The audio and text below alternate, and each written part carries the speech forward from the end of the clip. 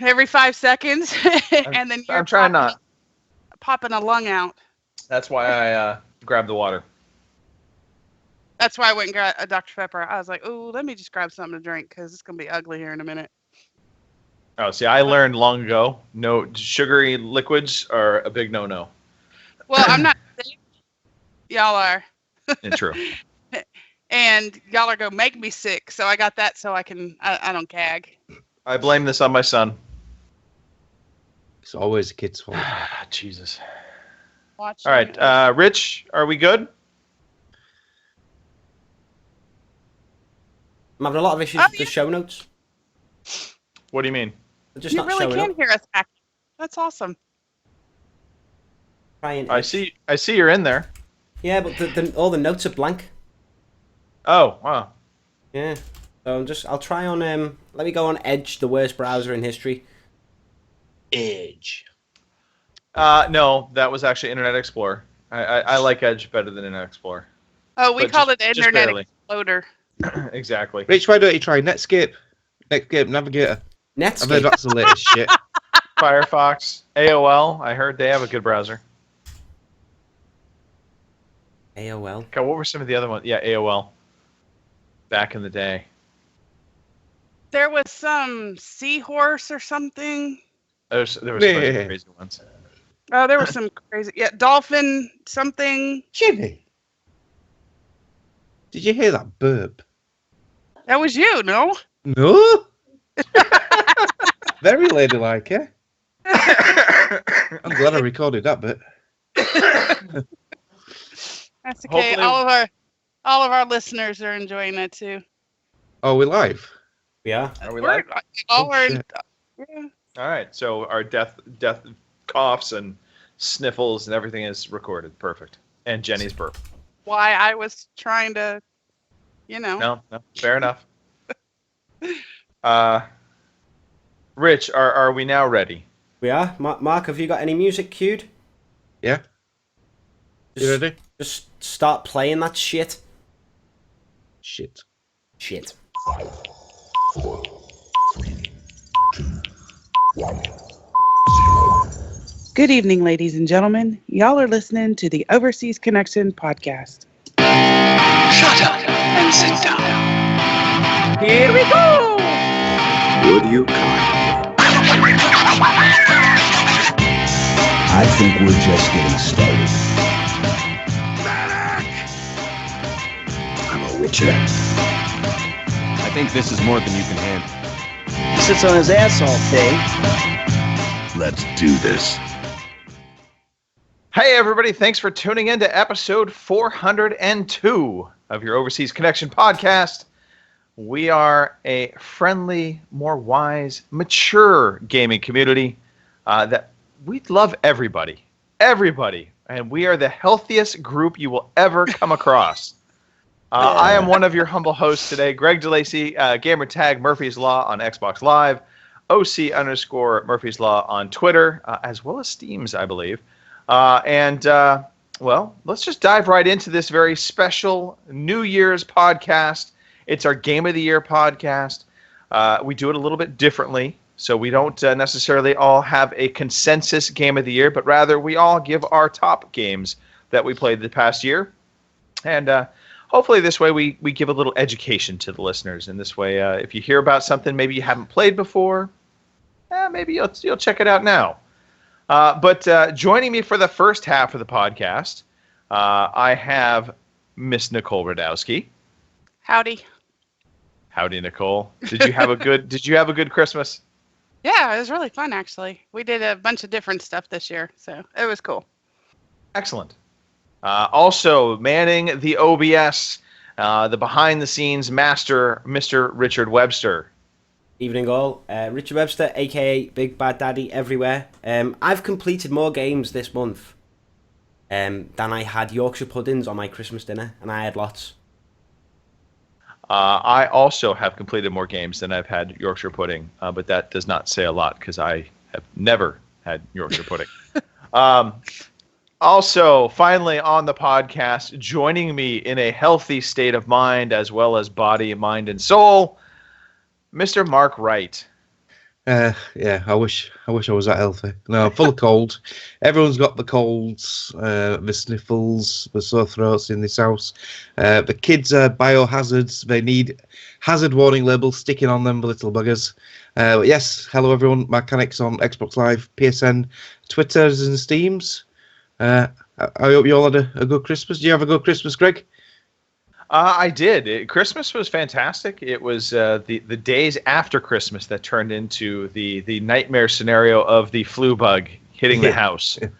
Yeah, my son got the flu on Wednesday, and of course, because I was for the most part taking care of him most of the time, because my wife was working Thursday, little man's breath just passed along those germs nicely. Yeah. And so yes, today I woke up feeling like crap. Yeah. Yep. Did he like his little Jeep? Oh, he loved his little Jeep. Yeah. I've got videos of it. I might have to post that up on YouTube so you guys can can check it out. It's pretty He looked like he was having a blast. Yeah, Like he the had the photos, biggest smile. Yeah, Oh, it was yeah. cute in photos. Any big Christmas stories we want to talk about before we talk about Game of the Year and dive into that? Gaming wise, for Christmas, I got Watch Dogs 2 on disc. So sorry, Greg. Yeah, whatever. Yeah, the in-laws bought me that. I got well, I already got it anyway, but my mum got me the new monitor, what I've got on the wall. Okay. So yeah, not done too bad. No, Anyone else not get at all. any gaming goodies? No, but I smell good. That's important. That is important. Xbox. I went to Amsterdam for my birthday. Oh yeah, I saw that. That's Okay. right. I yes. know. Holy Yeah. crap. How many diseases you bring back on your bell end then? the red light district is insane. I didn't believe it was the way it is. It's like that at like 11 o'clock in the morning as well. We went in the daytime and they were there. It was the worst ones, but it was the ones that were there. The reason why it's gaming related is, well, I took my 3DS and didn't play a thing because we did about 23 miles in total walking. And I didn't see Okay. a single game shop. That's the gaming related part. Not one game shop. I thought you were gonna do some kind of GTA correlation where you picked up somebody in the car and you drove around the corner. No, it'd be impossible to drive around that city. I swear. I don't know how people do it. There's bikes everywhere. I mean, there are millions. There are bike lanes that are like motorways. There's like 4 lanes to a bike lane. Every car park is basically just filled with bikes. And they're all really old as well. What I noticed was, if you like watch Band of Brothers or any World War II movie and see a cycle bike, they all look like that. I don't know what's going on. Even like the trendy like student people, really old They're bikes. just all retro. Just massively retro, as if like time stood still for the cycle industry. It's a little weird. In Holland, yeah. I also learned the difference between Netherlands and Holland as well while I was over there. Culture and all that. What is it? Because I've never known this. Well, the Netherlands is made up of 8 provinces, 2 of which are Right. Holland, North and South Holland. Right, okay. So, and most of the major cities for the Netherlands where tourists go are in Holland. So when people say they're going to Holland, technically they mean they're going to like Amsterdam, or I think Rotterdam's one of them as well. Yeah. But it's all in the Netherlands, the country. They also have their own empire in the Kingdom of the Netherlands. There's like 2 other countries that are part of the Netherlands that are in like the Bahamas somewhere. When everyone in Europe was just like fucking off to the Bahamas to claim territory. Just dominating every little island they could. Yeah, so there's like 2 little islands that are like part of the Netherlands and have like the currency and all that. It's weird. Right. But yeah, and we stayed on a boat, and the boat was swaying like in the night, which was a bit weird. And it was very Bows on boats. It was very cold the last day. I mean, I went out for a cig and I had to keep changing hands every like 30 seconds. Putting one hand in my pocket. It was very good though. It was really good. Yeah, very good. All right. Did you try any No, but the guy any I went wacky tobacco? we went to the shop and bought 2 bottles of Coke or something like that, and the guy was like, "Do you need any smoke?" And I was like, "I'm all right,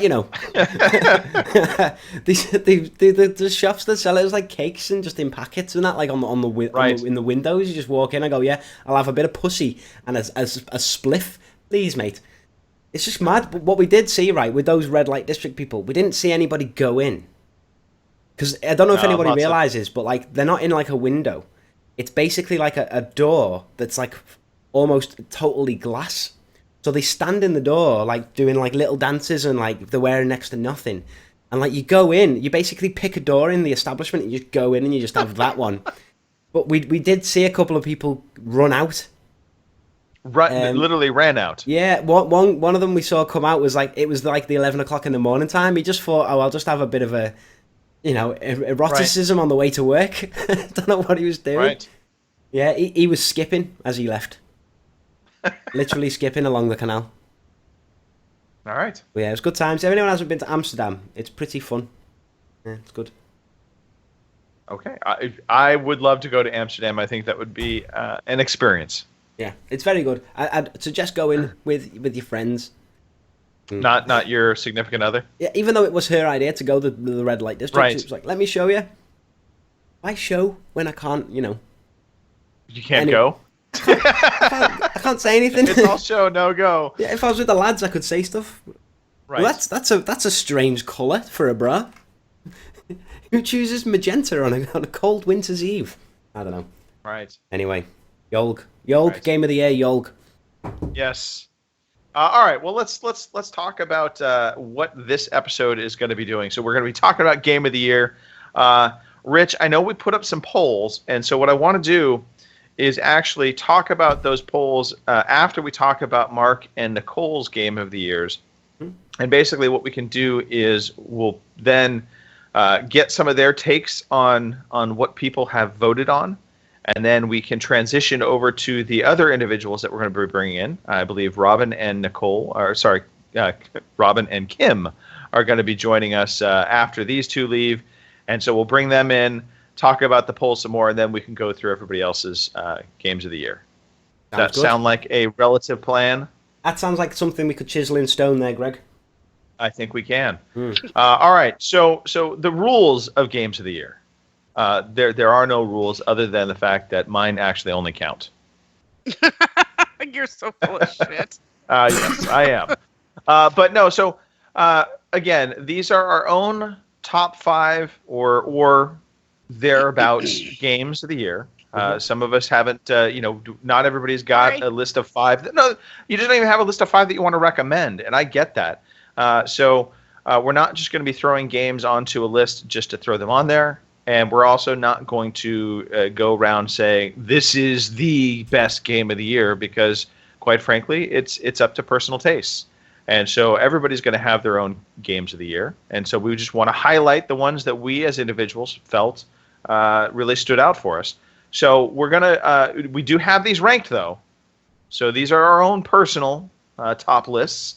So we'll start, Mark, with you. Right. Now, I have the master list, if you will, but I'll just have you guys kind of walk through your own games of the year, and we'll go back and forth. So, Mark, we'll start with you. We'll jump over to Nicole. Yeah, so we'll all do his number 5s first. I think that's the right play. Excuse me. Then you might as well just stay on Mark. Well, yeah. So we can stay on Mark for his 5th game for sure. All right. Can I just jump in? First, yeah. Yes, you may, Rich. What are we going to do about games that come up at different positions on different lists? So here's my theory. If you want to talk about it at that point in time, jump on in. But if you want to save some discussion because maybe you've ranked it higher for your list, or you feel it would be more meaningful to talk about it when you hit your number 2 or 3 or whatever, then we can talk about it then. That makes sense. I like it. All right. So, Mark. Um, clearly. By the way, Mark, I just want to start. Let me preface this by you're wrong. Yeah.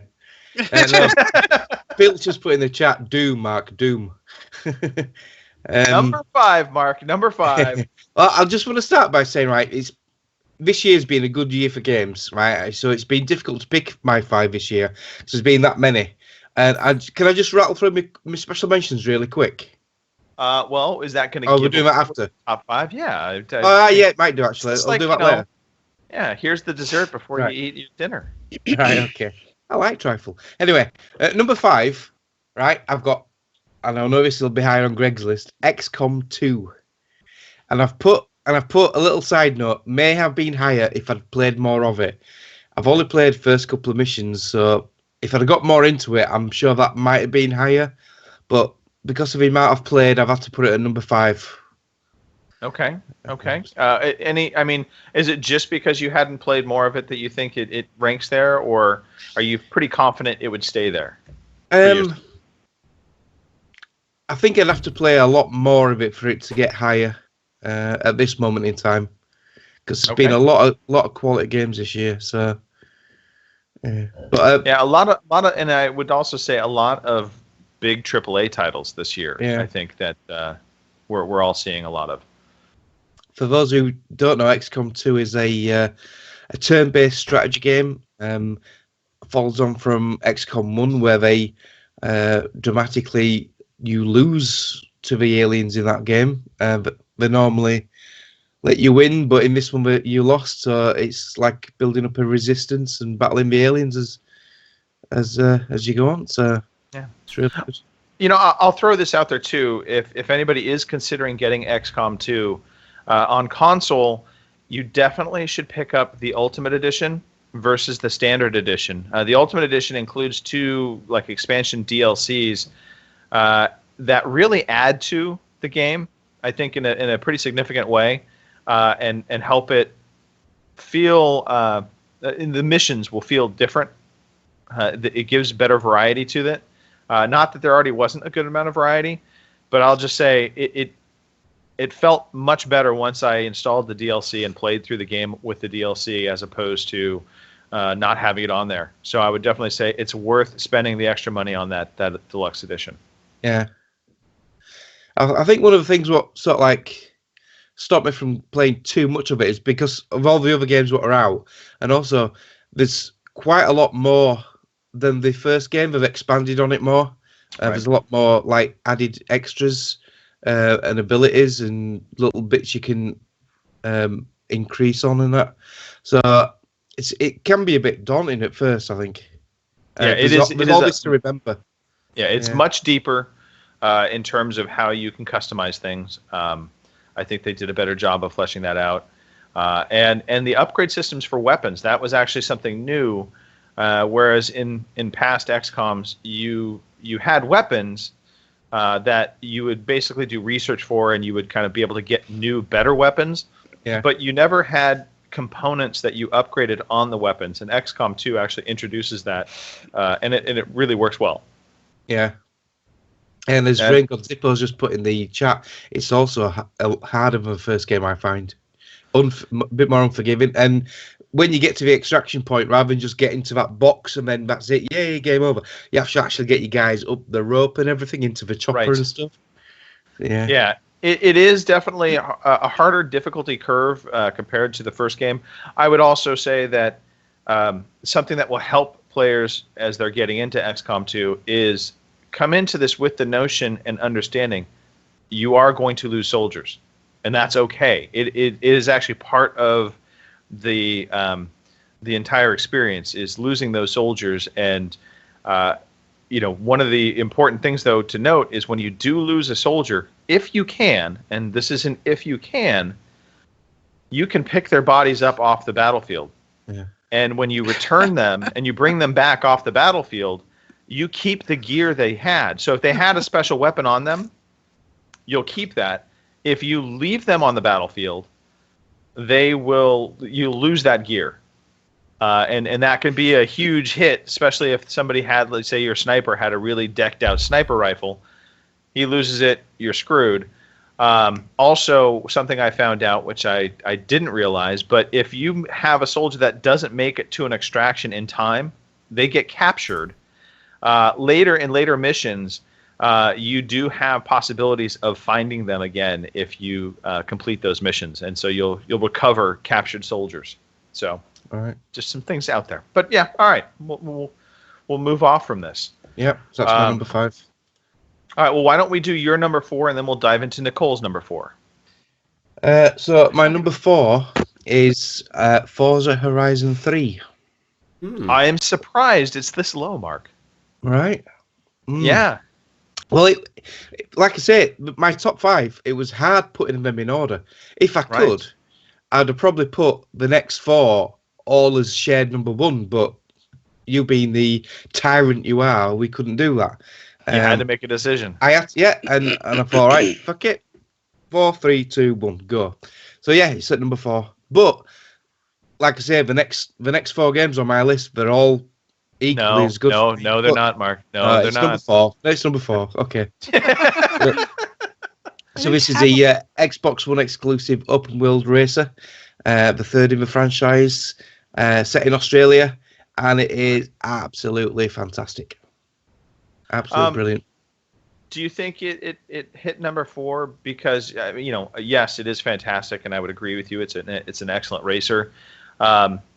Is it maybe a little bit still iterative on the previous one, and maybe that didn't get it up the chart higher? Yeah, it's definitely more of the same. There's a few subtle differences from 2 visually and that, but it's basically the same game where you find the barn finds, you get the XP boards and everything, and you do all the races. It's very similar to 2, so there's not that much innovation. There's a few little extras. There's more got the dynamic weather. Yeah, and there's also got where you can do your own bonus things. No, what are they called now? The challenges. I can't remember what they call them now. What are they, Greg? Cough. What are they called?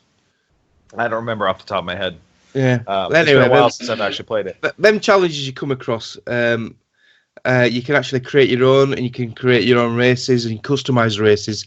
So rather than just doing a standard 3-lap race in certain vehicles, you can actually customize it and rename it to your own, or you can play your friends. When you do the race, it'll come up with your friends' alternatives. So that gives it a bit of variety. Yeah, I mean, it is an excellent game, and then again, this is your top 5, so I mean, it's saying something there. Let me ask you this, Mark: if they had shipped it with the Blizzard Mountain DLC, would this be higher on your ranking? If it's shipped with it included, not as DLC? Probably not. No. All right. No. There you go. I would like that to happen. I do want to play that, but at the moment, I don't want to cut into my Yolg budget. But I haven't even played the most of the campaign on the main game, so there's no point in me buying DLC just yet. I might as well pick that up on sale. That's what this Yolg is doing, you see. It's making me think. It is. I don't need to buy it straight away. I can wait. All right. Well, let us move on from Forza Horizon 3 to and Mark's number 4 game to Nicole. Nicole, what is your number 4 game? Mine was a bunch of question marks. Did I have a 4? You have my list, and I emailed it off, and then I left my phone on the couch. So all right, so number 4, Nicole. Let me help you out here. Number 4, you had Titanfall 2. Oh, okay, yeah, about that. So I don't actually own the game. I did play the beta, and I love the beta, and I want to own the game, but I want it to be less than $60 before I own it. It's been on sale. I know, and every time it's right when I don't have any. Yeah, it's the usual thing, isn't it? Yeah. And I'm like, oh my god! I was like, last week it was $35, and this week it's back up to $60. And trust me, I'm constantly checking because I really want it. But I enjoyed the beta so much, I want the game. So, had I had the game, it would have been my number 4. All right, understood. So, understood. I mean. Sorry. No. That all makes sense. That makes sense to me now. So let's just dive in. So number 3, this is your bona fide number 3. Yes. Nicole, what would you say? What was your number 3 for the year? I know what my number 1 and 2 are. So 3, I really don't. This is an EA game. Sounds like Battlefield. Oh, Battlefield 1. Yes. Oh my god. Yeah. So my son got that for Christmas.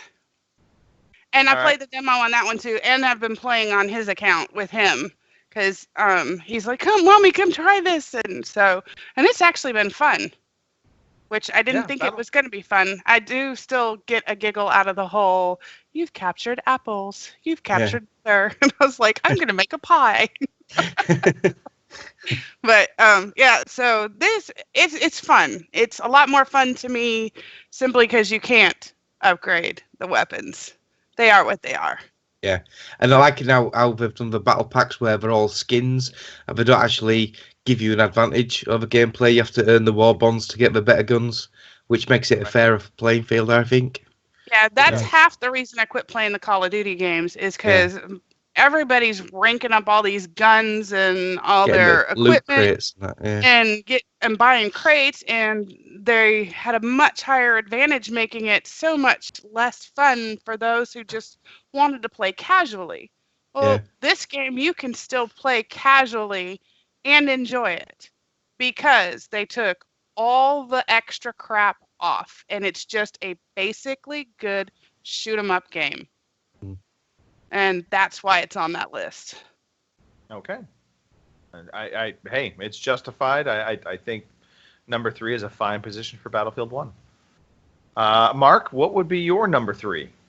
My number 3 is a PS4 exclusive, and it is Uncharted 4.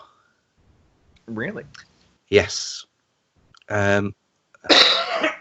Excuse me. This is visually and audio and story-wise one of the best games, apart from the number 1 games I've played this year. It is absolutely superb. It's definitely the best game on the PlayStation 4.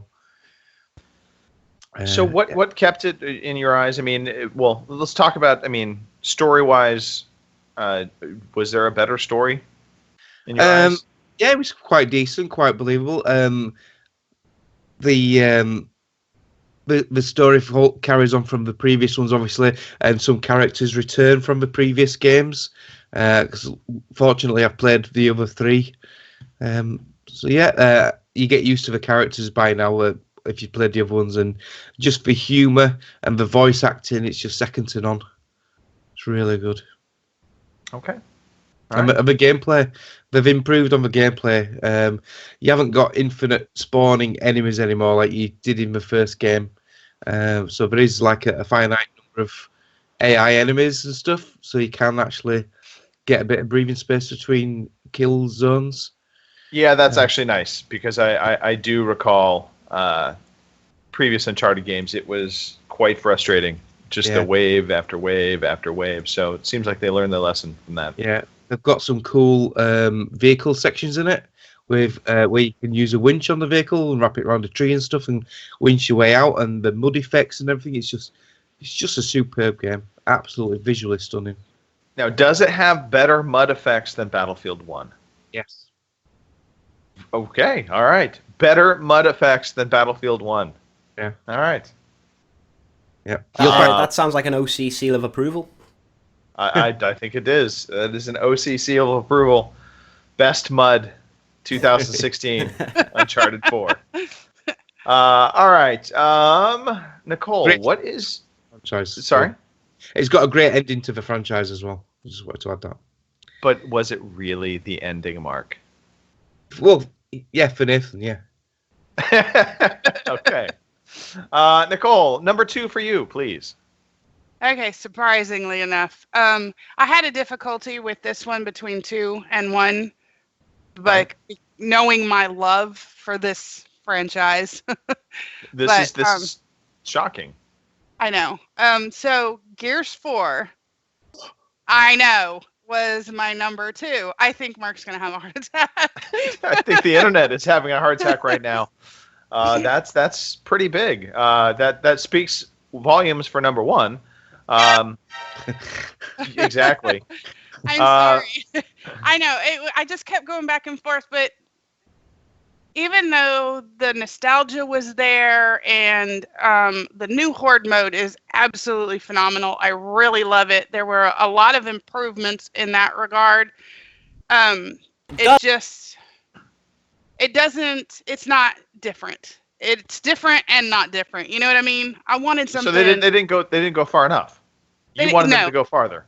A little bit more to the edge, and they strayed a little bit off that safe path, just enough to try something, but looked over the edge and said, "Nah, maybe next game." So, Okay. But I love the way the story ended. I love the story itself. I love the characters that were in the game, but like I said, they didn't take that leap of faith that they should have. Okay. And I get that. I get that because I got some of the same feelings from Gears 4. They could have done a little bit more. They could have gone for doing some different types of systems. And you, I think at times got a sense they wanted to do that. But like you said, Nicole, they just didn't take it that next level. Nope, they peered over the edge. No leap of faith. No Assassin's Creeds in those guys. Let me ask you a quick question about the single player in terms of the new characters. How do you feel about the new characters now that we've gone through the campaign? You are a huge Gears fan. You're a huge Gears fan. You've always been, a big fan of Marcus, obviously, and the old crew. But it definitely feels like there is an effort from Microsoft and the Coalition to usher in these new characters, and it's almost like a phasing out of the old characters. They still brought in some of the previous characters to help kind of that transition. But are you comfortable with, we could go to this next game and maybe in the first chapter all of the old characters are gone? Would you be okay with the new characters? If all of the old characters were gone, that's tough because you grow to love those old characters.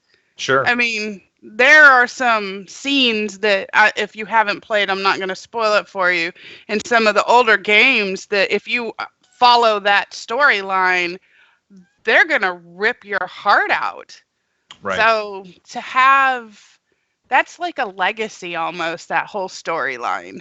I don't know that I could handle not having all of them as long as I have maybe one, and it doesn't even matter which one. Just at least one, one of the old guards still standing there. I think I could handle that in the next game because the characters, while they're interesting, I don't think they spend enough time on story development to give you that same sense of emotion that you got with those first 3 Gears stories. Okay. All right. I can totally understand that argument. Thank you. Mark, let's talk about your number 2. As long as he unmutes. Yes, as long as he unmutes, we'll talk to you. Well, I'll do. But I had it muted for a reason. I'm just lining up one of the best lines in the whole Gears of War 4 game, which is this. All right. My fucking tomatoes! I designed a T-shirt for that, and I'm gonna put it up on the store one of these days. So what am I on, number 2? Yes, your number 2, Mark. Right. My number 2 is Titanfall 2. Titanfall 2 coming in at number 2. Titanfall 2 and number 2. Now, this was touch and go being number 1. Right. This was really, really hard picking between my number 1 and my number 2, definitely.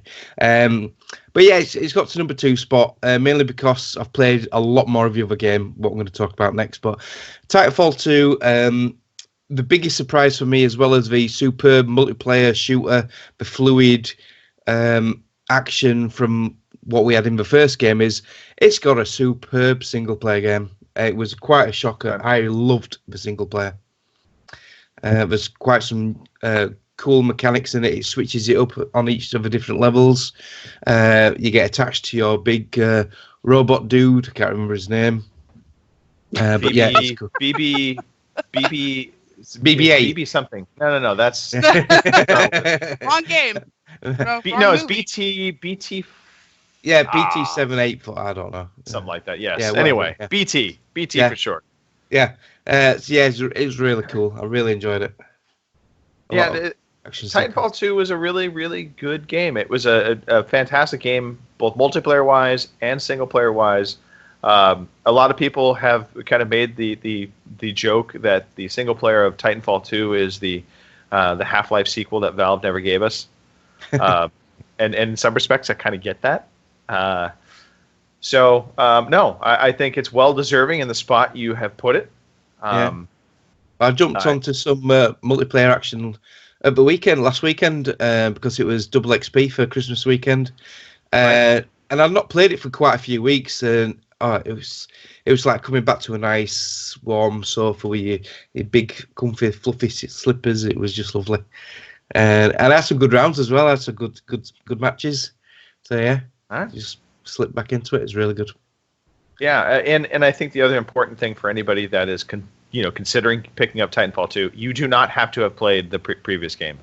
It does a good job of kind of setting up the single player campaign to where you don't feel left out or alienated.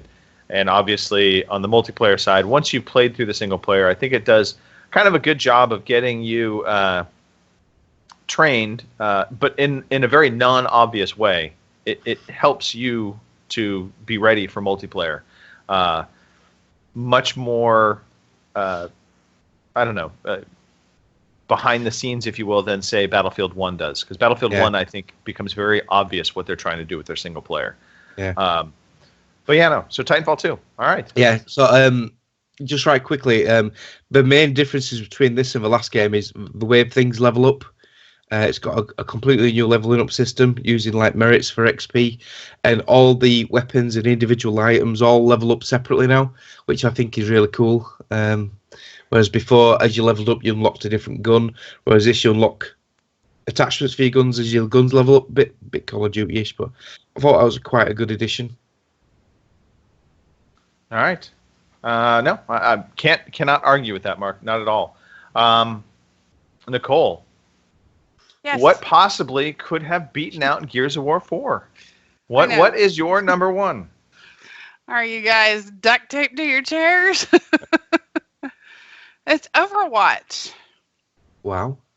I know. It's surprising in one respect. I think it's a but lot not of surprising. top fives. Yeah. Yeah, it's getting. It's been a fantastic game. A lot of praise heaped on it, so it's not all that shocking. But for you, it is shocking to me, just because I know how much of a Gears fan you are. Yeah. Well, the thing of it is that's a game I can actually sit down, play with the kids, play with them and their friends. It was different. It was, I don't know. I just like the play style. You go in, you pick a character. Generally, you're supposed to all pick different ones so that you have, the perfect team. It does get a little frustrating sometimes when you play a whole bunch of Mize, but they're all trying to fix all that stuff. And that's the other thing that makes this game good, is they listen to their fans.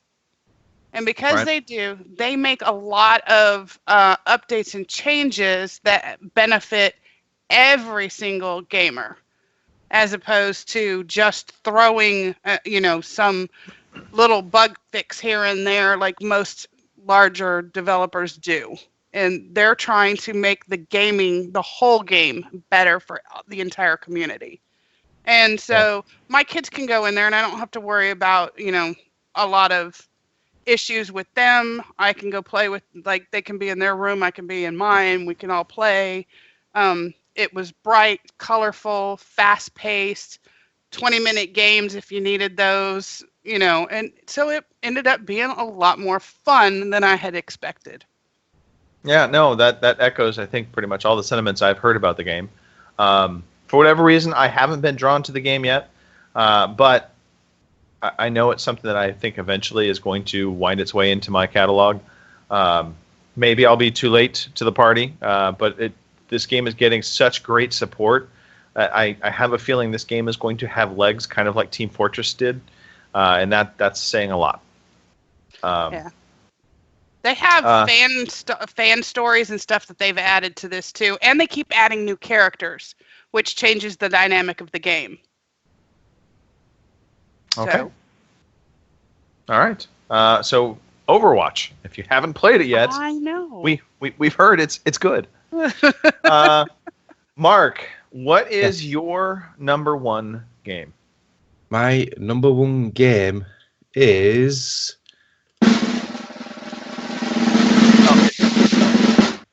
You didn't do this. You didn't do this for anybody else. What's up with that? All right, so the Division. No, you know why he did that for him? Because we all knew it was the Division. Yes, true. He wanted to make it sound like it was a big epic deal. Yeah, The Division. And this came out early in the year as well, so it's unusual for a game to come out early in the year and make people's top games. Because usually it's the latter games that come out in the year, like your Battlefield 1s and your Titanfalls. But yeah, like I say, it was tough to decide this for number one. Like I say, all the top four all could have easily been number one, but I think the main thing with this is it completely sucked me in. I love open world loot games. I loved how the story played out. I loved the scenario behind it, the setting of New York, with the aftermath of the Black Friday plague, and the snowy settings of weather effects. The enemies are cool, the different types of enemies. I loved setting the fire, whatever you call them, guys, can't remember now, cleaners with the fire launcher things with the tanks on the back. I loved exploding them. Flamethrowers, that's it. I like fire launchers with the thingies on their back. Yeah, That was very descriptive. I can't think straight. It's not right. All right. And then they kept, like with Overwatch, they kept throwing extra stuff in. They kept updating it for free, as well as the paid DLC, which we straight away we plumbed for the season pass. Which I've actually gone off getting season passes now, but I am glad I got the season pass on this one. Because the extra games we've included in it with the underground mode, which is really cool. It's like a never-ending scenario, which is also always changing, like a what's the Survival. word?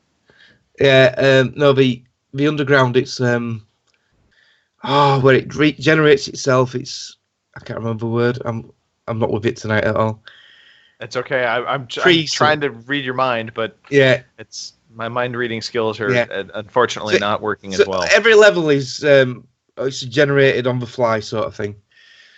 Procedural. Procedural, that's it, yeah. Flu tablets and beer don't help, yeah. And then there was the latest one, which I really enjoyed, which was survival mode. That's where you start out with nothing, and the temperature affects you. You have to eat and drink, and it is, as Fraser would say, brutal. And you have to get into the dark zone and extract yourself out of there. And it is really cool. All right. Okay. I got 2 characters up to maximum level within the first couple of months. Well, first month probably. And I played a lot of hours of this. I think I've got about... Although I've not played much of it recently, apart from the DLC, but I think I've got about 8 or 9 days worth of playing this. So it's one of my top ranking games this year of the number of hours I've put into it. So, yeah, just loved it. Okay. Well, excellent. Well, Mark and Nicole, we're going to have you guys stepping out in just a second. But, Mark, before you go, I know we had a couple speak pipes that got sent in. So I thought maybe we would have you play those before we dismiss you guys and fire you, actually. And just right quick, my special mentions. I'm sorry. For those who were shouting at the Twitch screen or shouting at their iPods or iPhones or whatever, these are the ones what could have made my top 5, but they didn't for various reasons. Battlefield 1, I haven't played a single player. That's basically the only reason it's not in there. Gears of War 4, not finished a single player. What Inside, the hell? Yeah, I know. Inside, that was close to getting in. Brilliant game, but it's a bit short, and the quality of the other games just outranked it. Doom, again, not finished it. Metal Gear Solid 5, I know that was a last year's game, but I played it this year. That would have been, if that was allowed, that might have been in my top 5. Starpoint Gemini 2 and Rebel Galaxy, both 2 space games which I absolutely adored. And a DLC which was as big as a bloody game, Witcher 3 Blood and Wine.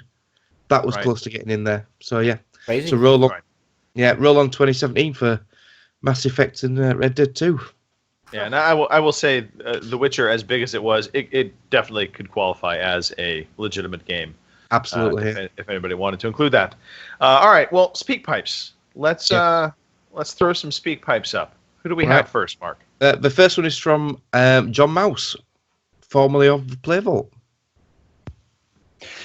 Hello there, Overseas Connection. John Mouse here, and I just wanted to send you a quick message to say, first of all, congratulations on now surpassing 400 shows. Recently, I had the chance to go back and catch up over this holiday season on quite a few shows that I've missed, and I think you all did a fantastic job on show 400. Thank you, Greg, for setting up the whole show and setting up Overseas Connection, and you guys as a group have provided me with many hours of entertainment and laughs and good times, and you've just been an absolute joy to listen to. I'd say my first memory of Overseas Connection into the podcast through first listening to the Veteran Gamers, like I know many other people did. And I can't quite remember how I came across it, but I remember stumbling across a picture of Greg somewhere. It might have been Facebook. It might have been one of those dodgy websites. I don't know. But thinking... It was definitely dodgy. Different. Guy looked considering he did a gaming podcast. I mean, he was beefy. He was wearing a tank top. I mean, this guy was, didn't look like your typical gamer whatsoever. So, yeah, pretty much. Thank you so much, as I've said, and I look forward to listening. And then it stops. He looks forward to listening. Yeah. Well, yeah, thank you, John Mouse, for that. That was awfully kind. We really appreciate it. And I look forward to you returning to podcasting at some point in time down the road. Hopefully that resurrects, because he was always fun to listen to. The next one is from Jason Johnson, and I think he covers his own top 5. So let's have a listen. Hello, OC crew. This is Jason Johnson, otherwise known as Teflon 12. I didn't have enough characters on Twitter to answer the question that was put out earlier. What is your favorite video game of 2016? So I decided to do a speak pipe. Bongo said it was okay. It's not. First game, the game I really enjoyed, as far as being one of my favorites of this year, was Stellaris. I've never played a space 4X strategy game that I really enjoyed so much. It's just hours and hours of fun. Being a galactic dictator, building up an empire by conquering worlds and other races and through genocidal means, only to in the later more towards the end game to face extra dimensional horrors from beyond and then to lose it all. That was a lot of fun fighting that losing battle. But regardless, my other favorite game this year was 15. I have never been into the Final Fantasy franchise. I've always been more turned off by the combat than anything else.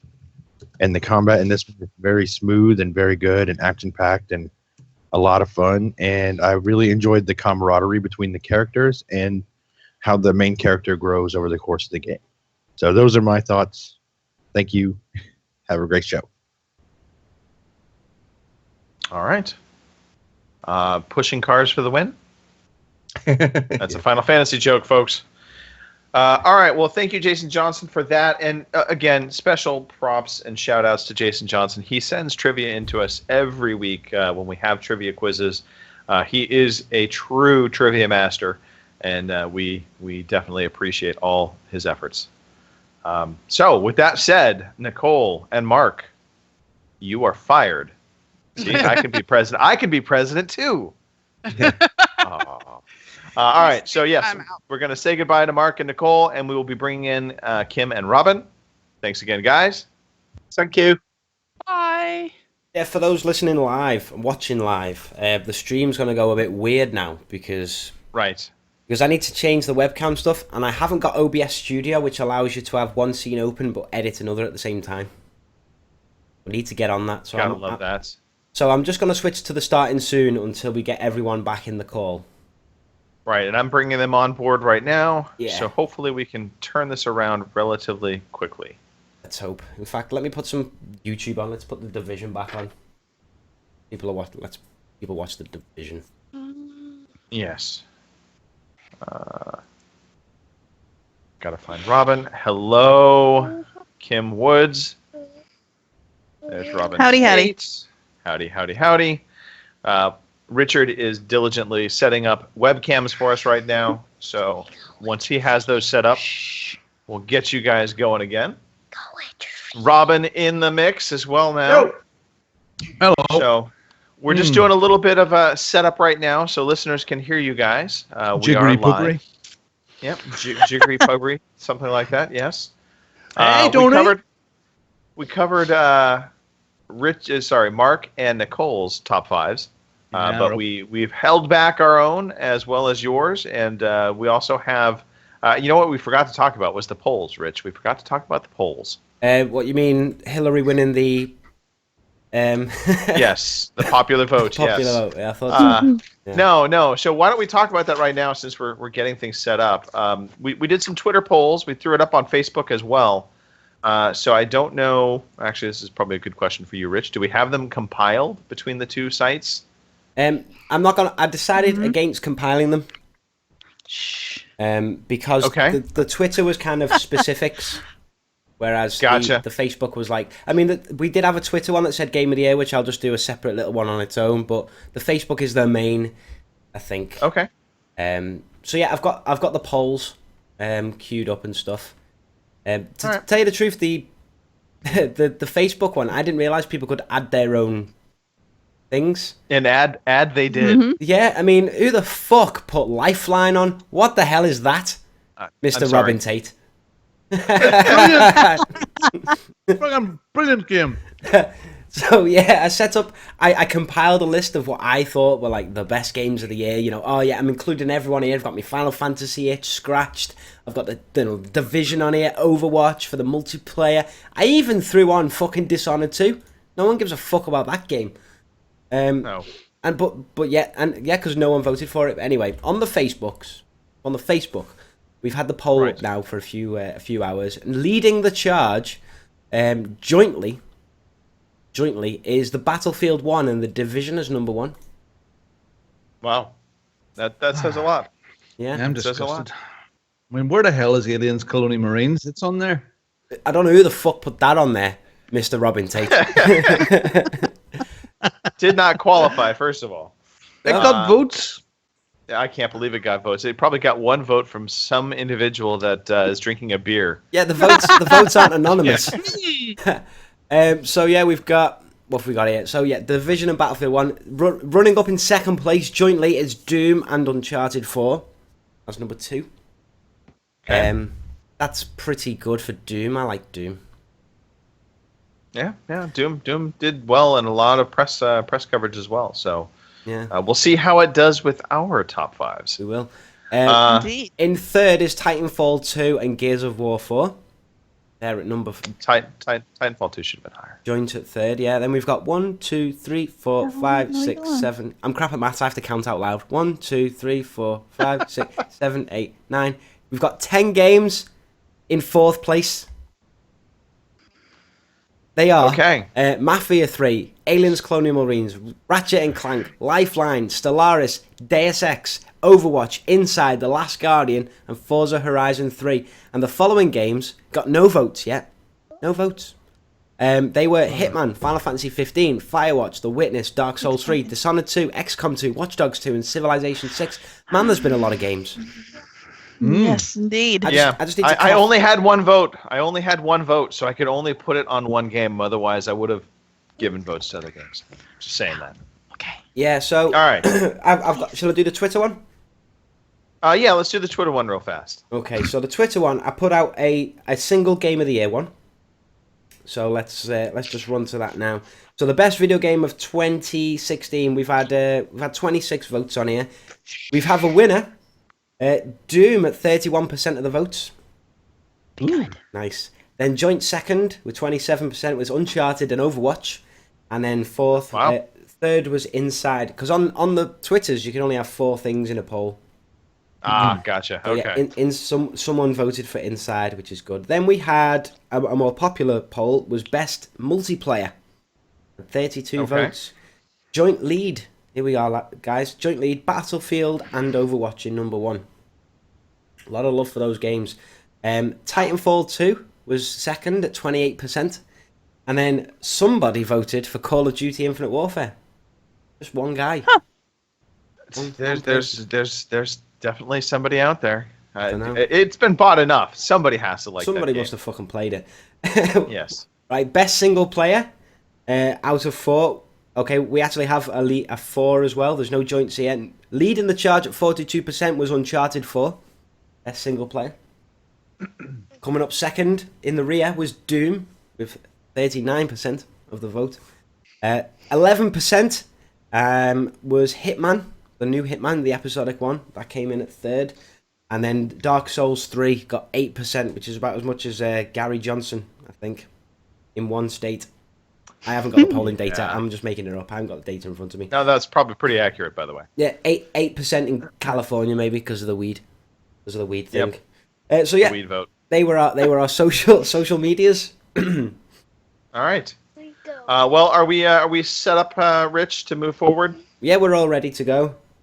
All right, excellent. Well, so what we've been doing for Robin and Kim, this is for you to know more than anything, because the listeners, of course, they already know this. We've been going through our top 5s. We're going from the lowest rank up to the highest, and we're trading off, going back and forth. If you want to, if somebody else is talking about a game that's on one of your lists and you feel like you want to jump in and talk about it at that point in time, go right ahead. If you want to save commentary until it's at your numbered ranking, you can do that as well. Okay? Yeah. Easy Cool. peasy? I need All a right. 4.5, by the way. I need one to don't- go in between 4 and 5. You don't get that. Robin, you look Don't really get smart that. tonight. You do. Yeah, You there do look go. very smart. Yeah, well, apart from the big fucking bump on the head. Well, you know, Well, gay sex in bathrooms does that. Well, I was skydiving and I jumped out of the plane and just clipped the back wing with my forehead. That must have been an expensive prostitute. Yeah. I'm looking Yeah, for a well. gay skydiver. Who's Yeah, I was fighting with John Mouse and we both have black eyes at this moment in time. So yeah. that's what the real story is. I see. Yeah, you should see the other guy. Yeah. Yeah, hasn't it been great, all the feedback today from everybody in the community for this? There's been loads of Twitter activity and Facebook stuff today. It's been great. So, wow, almost the end of the year, and here we go. It's been a tough year to think about what, even that voting there, there's so many good AAA games in there that Call of Duty, you know, there's good indie games, good stuff. So, yeah. So shall we do this thing, will we? We've been doing it, Robin. We've been doing it. I've been You're late listening to the party, man. I've been listening. No, all right. So here we go. We're gonna jump into it. Kim, yeah. So Kim, why don't we start with your number 5? Alrighty. My number 5 is Overwatch. All right. Nicole had a lot to say about it. She thought very highly of it. It beat out Gears of War 4 for her. I know, and I'm shocked. So what kept Overwatch from being higher on your list? Just other games that you like better?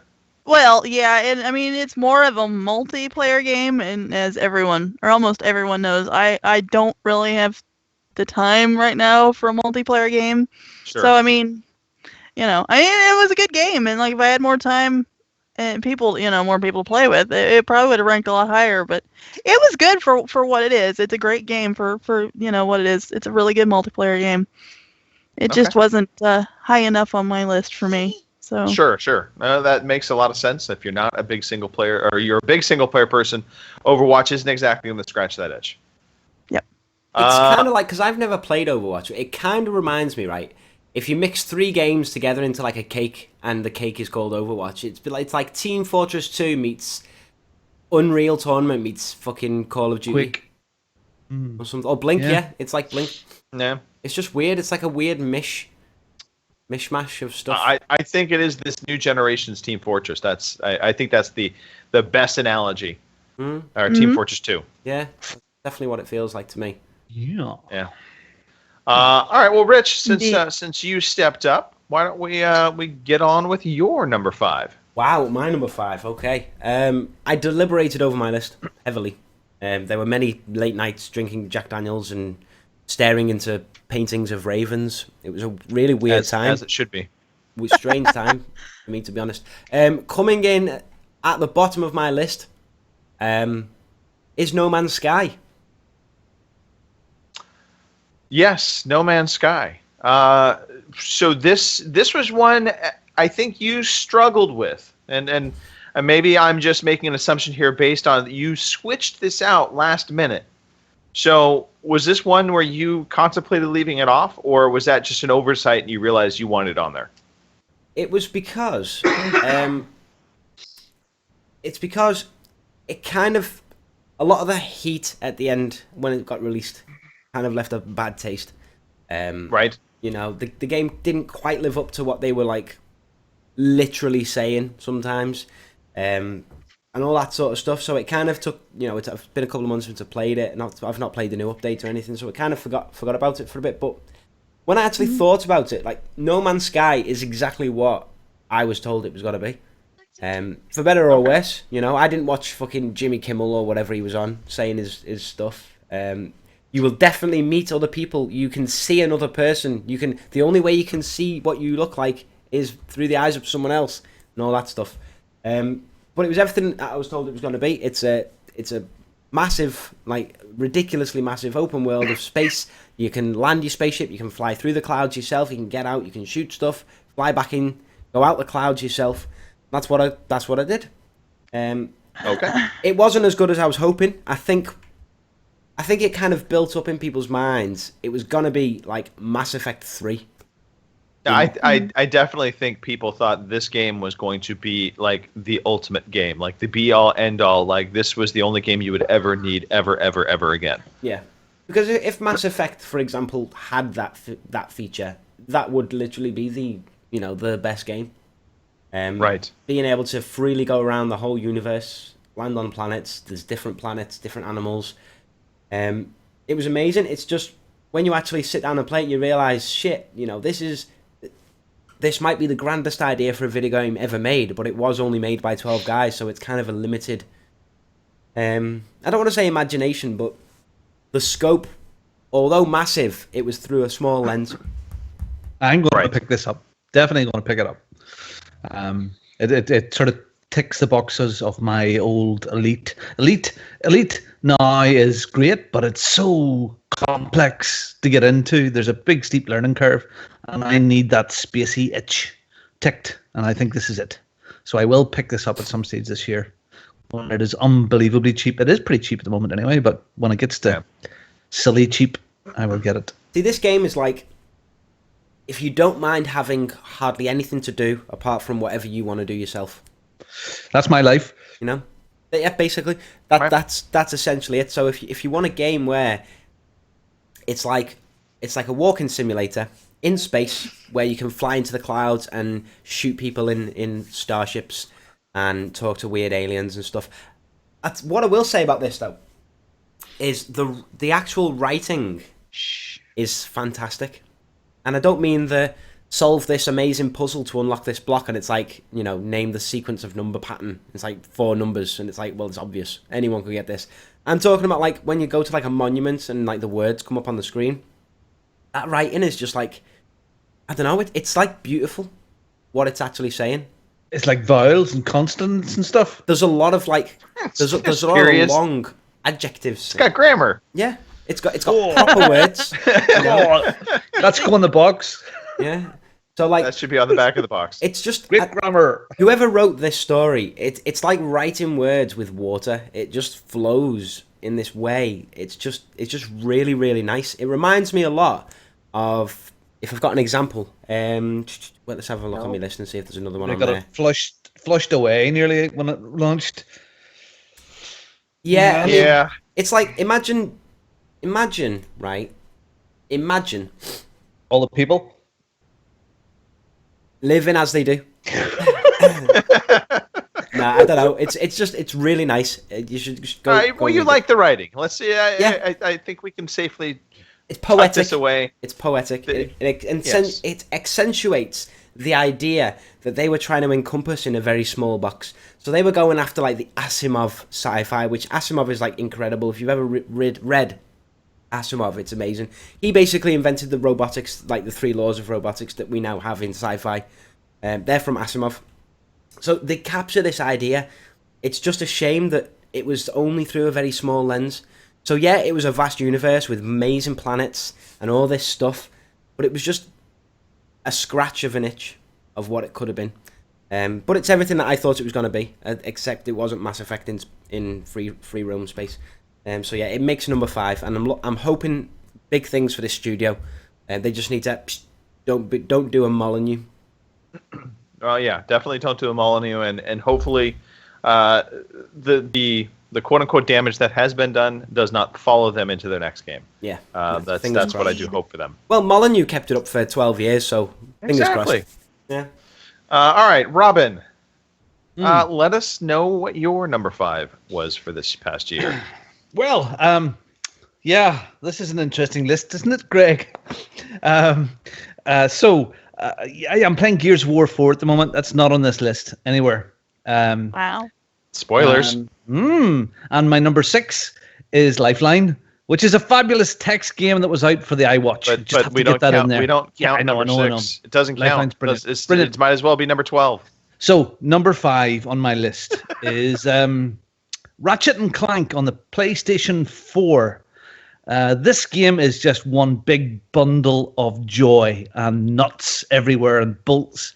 These characters that we played with when we were young teens and youngers has been reimagined and revamped on the PlayStation 4. It is beautiful. It is fun. It was a cheap game. It was a budget game. It sort of came out coincided with the Ratchet and Clank movie. The game is better than the movie. Yeah, that's what I've heard. It pulls video shots from the movie and interlaces it in within the story. You can't tell the difference. I mean, the movie looks like the game looks like the movie. These characters are funny. The gameplay was brilliant. The variety of the weapons, fantastic. And it deserves to be in my top 5. And it's one of those games, if you have a PlayStation 4, pick it up. It's a good game. All right. Richard, have you played this? Have you got Ratchet and Clank? Have you? My missus completed it last night. Did she enjoy? She did. She found the last boss quite tricky. Yeah, it does. It is quite steep. It's quite hard. There's quite a lot of stuff going on there. It's not for little kids. Well, maybe it is for little kiddies. We're just getting old with it now. Yeah. But yeah. See, I think Ratchet and Clank is an example of a game that actually appeals to both generations, both young and old. It's got the adult humor mixed in with the kind of more kid friendly visuals, kind of like a Lego game in a lot of ways. But it also, I think, is Insomniac at their finest. This is their bread and butter. Insomniac doesn't. I mean, this is what they do so very well. I have not, unfortunately, had the pleasure of playing this game, but I have seen enough that I can understand completely why it would be making somebody's top 5. Yeah. So that's a good game. Okay.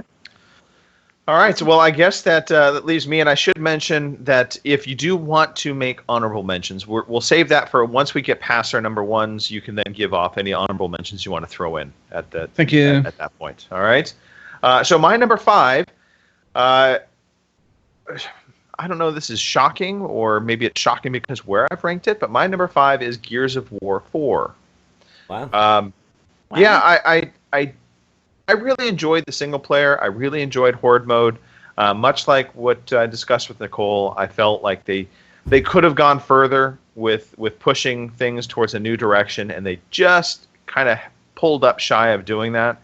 So a lot of it was very familiar, just really well done.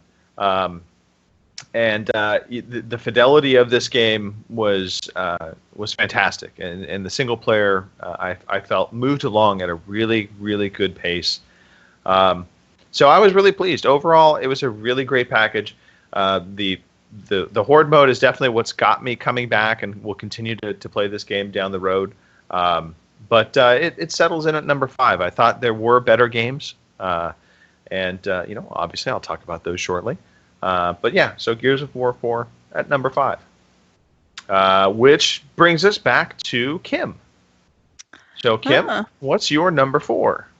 All right, well, my list is a little funky because some of these games I haven't actually played. I've watched other people play them, and I've seen the reviews, and they're on my list of games that I want to play. So, bear with me. Okay. number 4 is Dishonored 2. Okay. And, what is it that's got you kind of hooked as far as like it's on your future? Well, for one, you can play as a girl, which for me is not necessarily a big thing, but it is always nice. So, no, but you know, it's funny. Not to discount that, but I mean, there's only, I think, maybe a small handful of games this year that allowed you to play as a female protagonist. I mean, Tomb Raider obviously got re-released on the PlayStation 4 this year.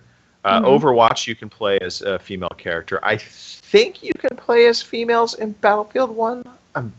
I don't know for sure. The pigeons are female.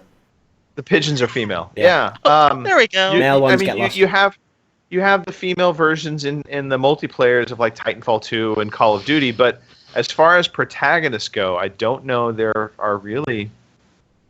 I mean, again, it's just a smattering of games. So I think that's an important piece for you. And not just for you, mind you. Yeah, well, yeah. But I mean, following along with the story, because I haven't played the first one yet either. I've kind of been following along like I usually do. The story actually sounds interesting because it's not necessarily you have to go in all stealthy and quiet. You can go in kind of however you want. I mean, it alters the game obviously on how you do something. But for someone like me who's absolutely terrible at trying to be stealthy, this is awesome. So I don't feel like I'm left out going, well, you got to be stealthy, so I can't play that game. It's just not going to work. So, I mean, like I said, in the whole story, mythology of it looks really interesting to me. So, and I will say this, in Dishonored, when I was playing through Dishonored, my attempts at stealth always ended with me killing everybody. Yeah, that would be me. I was not a good stealth player in that game. All right, Robin, you seem settled back in. Are you settled back in enough to give us some insight on what your next game might be at number 4? Yeah, yeah. My next game is an indie title, and it was a follow-on from a black and white game that gained lots and lots of following over the years, and it had an awful lot to live up to. And this game had a major what the fuck moment in it, and of course this game is Inside. Yes. And this game was quite short. It was beautifully drawn, and the more that I played it several times, the more I seen in it. It had, again, one of those massive, what the hell is going on here? I do not understand. There comes to a point in it where it's like, what am I'm controlling this thing? What?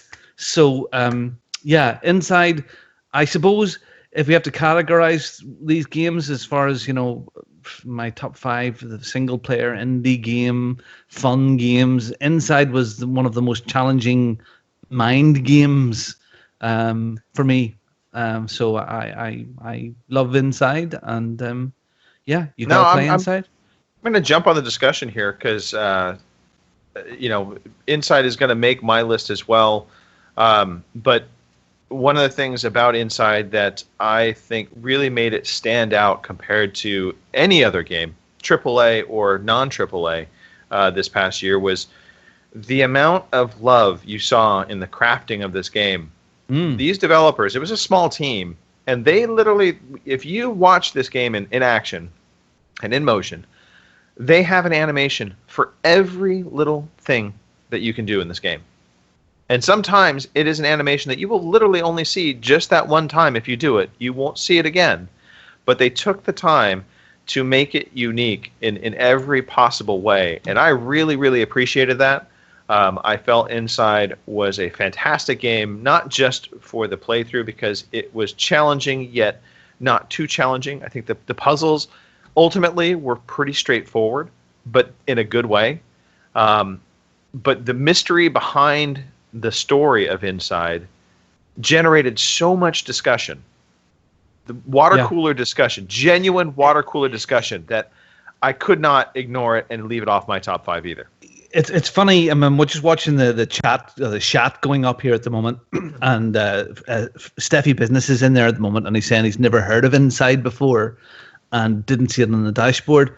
Of course, Fraser's being Plonker and going, "Oh, it was overhyped."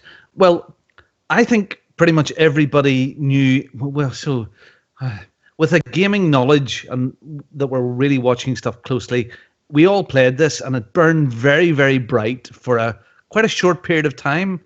And it's only it's going to have long legs. Like Steffi, definitely you should play this. You're asking how much it is. I can't imagine it's more than a tenner. And if it is, I think it was on sale this past week. I could be wrong, but I believe so. It's still on sale on Steam now. Yeah, yep. Steam, Xbox. Yeah, it's worth a play. It is 3 or 4 hours long, but again, I'm not going to give any spoilers for it but there is a fantastic what the frig moment. But every layer. I mean, if you're, I remember running my little guy over a platform and looking way down into this sort of factory thing, and I seen little characters running along, and I watched it for a few minutes, and it was different. It just kept on. You know, there was just so much detail, as you said, Greg. There was just so much love put into this. There was no cheap skyboxes done. You know, there was no repeat of graphic, no repeat of anything. It was gorgeous. So, yeah, that's for me. I think for me with Inside, because Inside's on my list. I was surprised, to be honest, because I was expecting it to be kind of like Limbo. Now, Limbo. The thing that this developer does well, Playdead, it's been developed by Playdead, isn't it? Yeah. Their backdrops are almost the foreground. The backdrops tell the story of where we are. And in Limbo, it was like blurred trees and like things in the background, and it was like, okay, this is like a landscape or whatever. In Inside, the backdrop, there's so much detail going on over there, whether it's the chimney stacks of the warehouse in the distance, or like the road, or like trees with like lights, and like in the farm there's like distant farmhouses and stuff. And there was a real fear of peril. Well, not frightening, but they're really good at getting that. You cared for that little character. You didn't want him to get hurt. You know, there was something ominous in the background going on. As further you went into it, the darker and twistier it got. So. And what I loved as well is the music. Now, I learned something today about the music. I don't know if you guys heard about this, but when the guy who did the audio for it mixed all the audio, he later ran it through a real-life human skull and re-recorded it. Fuck off. Have you heard about this? No, I've not heard this. It's got the God's Honest Truth. There's a website that's got like a before and after. So he basically had all the music, and then he played it through a human skull and re-recorded it through that, and it gives it this like loud, this like broad, echoey vibration. It's fantastic. I don't know. He's obviously just a sick bastard, but that tells you like what they're trying to do with this game. And I want to describe the moment in this game that I thought this game had me. The moment this game had me, and I'll be as spoiler free as possible. There's a part where you come out from an overpass and you've got to go across kind of like this dam. It's like a dam, and the sound waves coming at you. Right? Yes, I know what you're talking about. Yes. And I won't spoil it, but basically you've got to avoid the sound waves. They're coming towards you. Now, this is one of the things I love about this game, the mystery. Like, where are these coming from? It's in the distance somewhere. And like, what's causing them? But the part of the game that got me was when about halfway through that puzzle section of trying to avoid the sound waves, and then they come in beats, so you've got to get behind the wall. Oh, yeah. So you blew things up. Yeah, so it blows all flesh up. It blows like organic stuff up. So you've got to hide behind the wall, then the sound wave comes and boom, it's like a boom. And then it comes in and you've got to run, and it's like every 4 seconds it comes. There's a bit halfway through where you've got to set up a little thing for a puzzle. As soon as like it booms, it goes deaf. Almost, you know, the audio becomes muffled, and then music starts kicking in the background, and I was like, "Fucking yes, this game, fucking yes!" And it was just the way they do their audio. It's with the sound effects, and it just creates this atmosphere. And it's story wise, it's this crazy fucking like 80s body snatchers style, like Twilight Zone stuff. There's this weird thing. It's just, you have to, and the theories about this game. It's an experience. It is. It's one of them things. I want to keep you from going further, Rich, and I'm gonna pull you in just because we know for sure we have one listener now that's get curious about it. So Yeah. I want to be careful because it is a shorter game. It's not like this is, a 15-hour marathon, RPG. It's not. This is an experience, though, and it's one that, I think we could all agree. It's one you should experience. You really should. And, if Fraser doesn't think so, he's Canadian. So that tells you everything. Yeah. Yeah. Just to give perspective, because there's been a lot of good games over the last 10 years or so that have been similar since we've had this indie revival. This is basically up there with, obviously, Limbo. It's up there with Braid. It's definitely up there with Portal. I would put it in the same category as that. It's that kind of thing. It's a short experience, but it's one that... It's not like Skyrim where, like, oh, I'd love to play that again. This is... I want to see that again. Great, because it's only 2 hours away. You go back, and there's secrets, and you want to do it again and do it quicker or do it differently or try not to die or whatever. This is up there with all those games. It's just fantastic. If you've got to play one game, one indie game this year, Inside is the one. Yep, I would totally agree. All right. Well, Rich, I think I might have flip-flopped the order between you and Robin. I apologize. But let's talk about your number 4. Okay, my number 4 is the platforming stroke top-down version of Farming Simulator, also known as Stardew Valley. Yeah, a lot of people really into this game. I know nothing of Stardew Valley. I have not attempted to find it or play it. Shame on me, I guess. What is it about Stardew Valley that got it on your list? It's the two things really. The gameplay, planting the seeds, watering them, all that stuff, exploring, and the charm. It got me with its charm. It's like when you go on the internet and you see like a hamster in an egg cup and you go, oh, that's the nicest thing I've ever seen in my life. It does that to you. It's like the sweet, like 16-bit graphics and the cutesy little, the hair on the ladies and the birds and the water's nice. Just everything's really cute.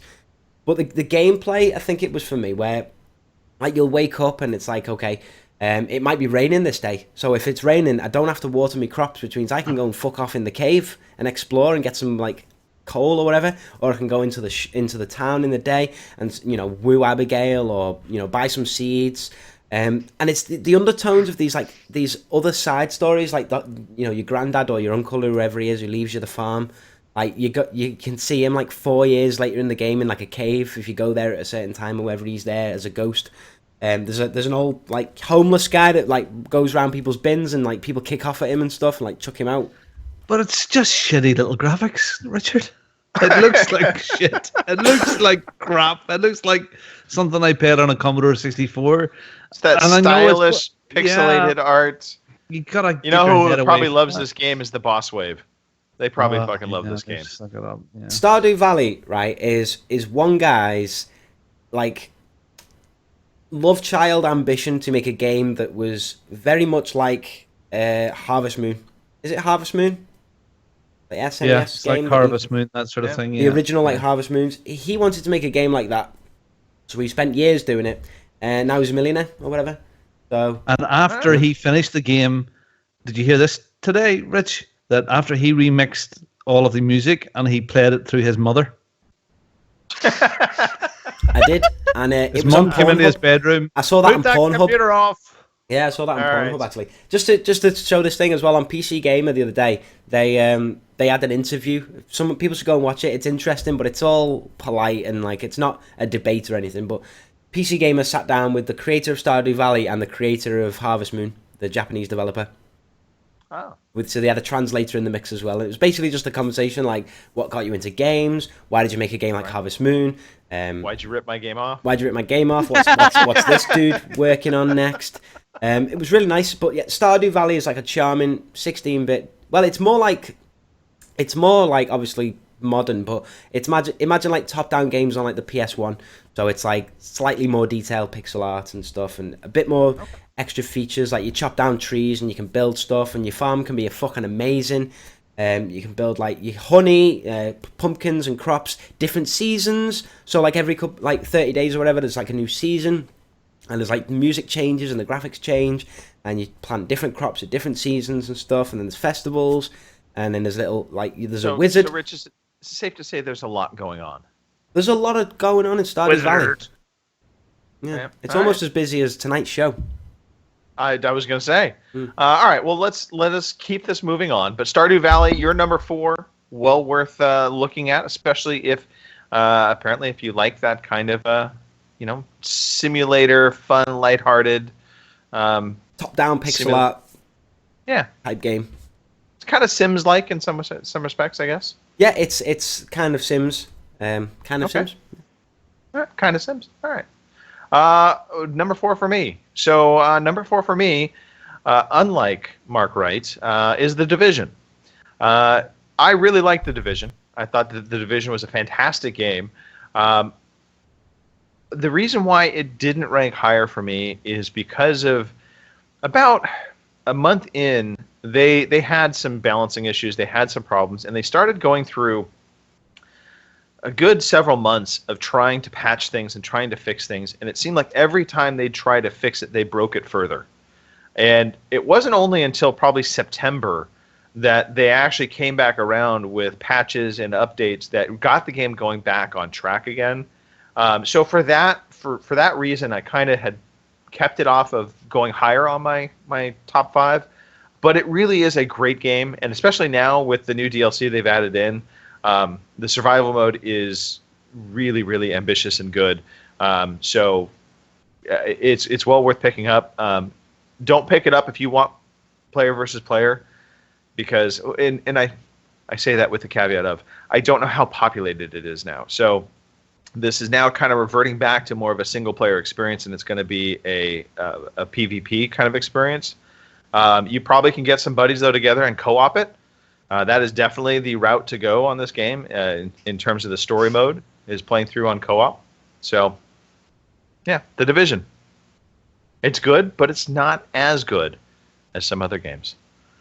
All right, Kim, swinging back around to your number 3. My number 3 is Titanfall 2. A worthy number 3. Any particular reason why it's at number 3 for you and not higher? Well, one, because I don't actually own it yet. I'm basically going on with the beta that I played.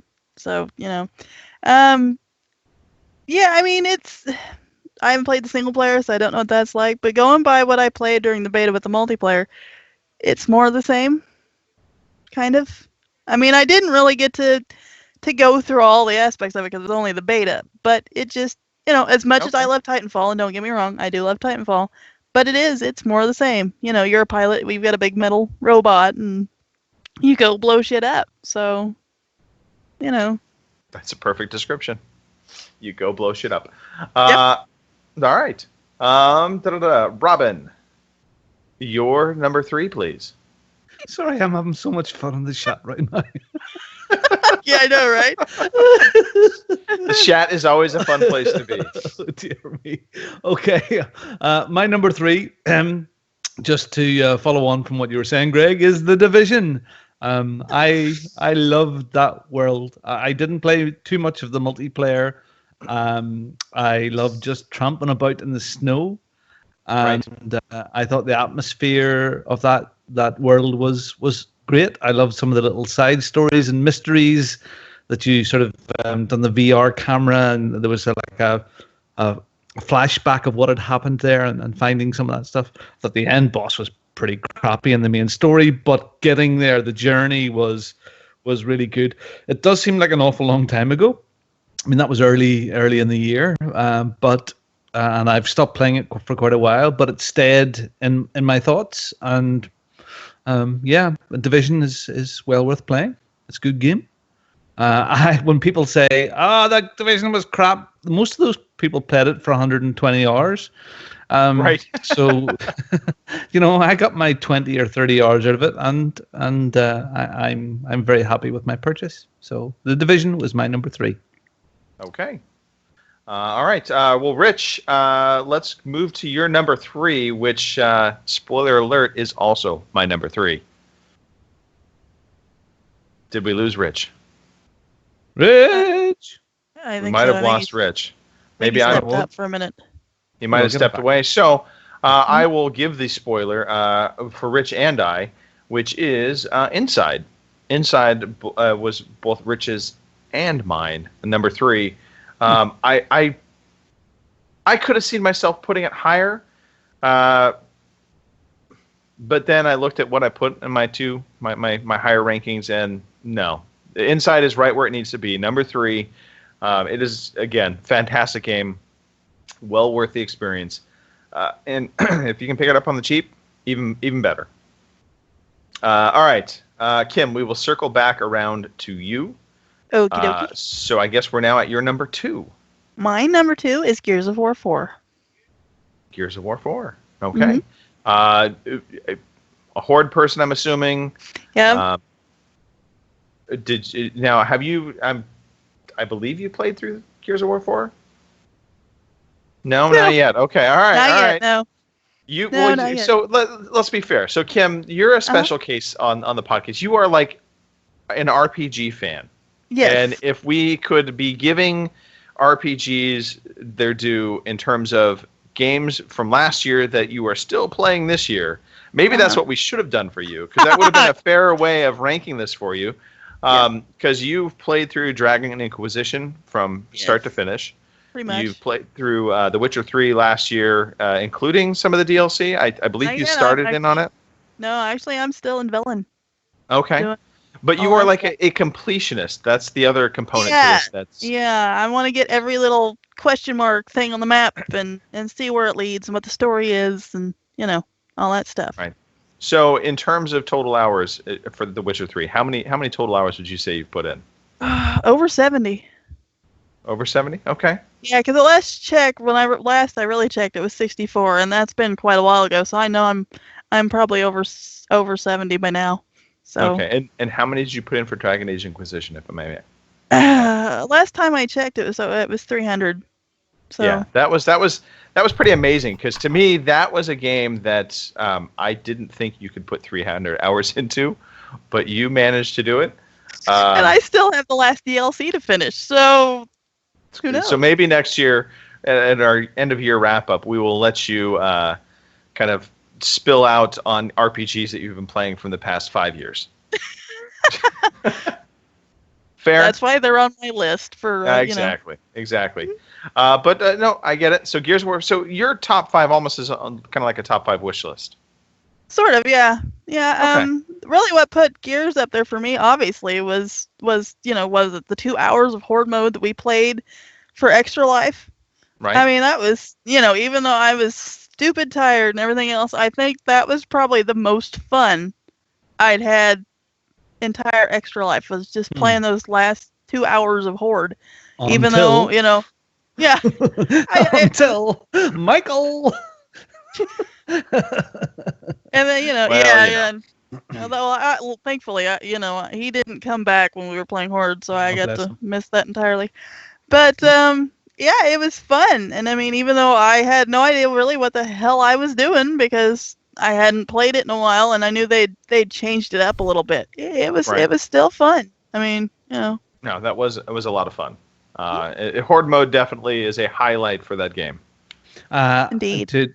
To sort of say, I heard Nicole talking about Gears. I am playing through it now. I'm in the last chapter of it. It is very, very good, but she's absolutely right that it needed just a wee bit of extra, a wee bit more, a wee bit something new. She's right. It's good, and that's why it didn't make my top 5. So. Okay. All right. Fair enough.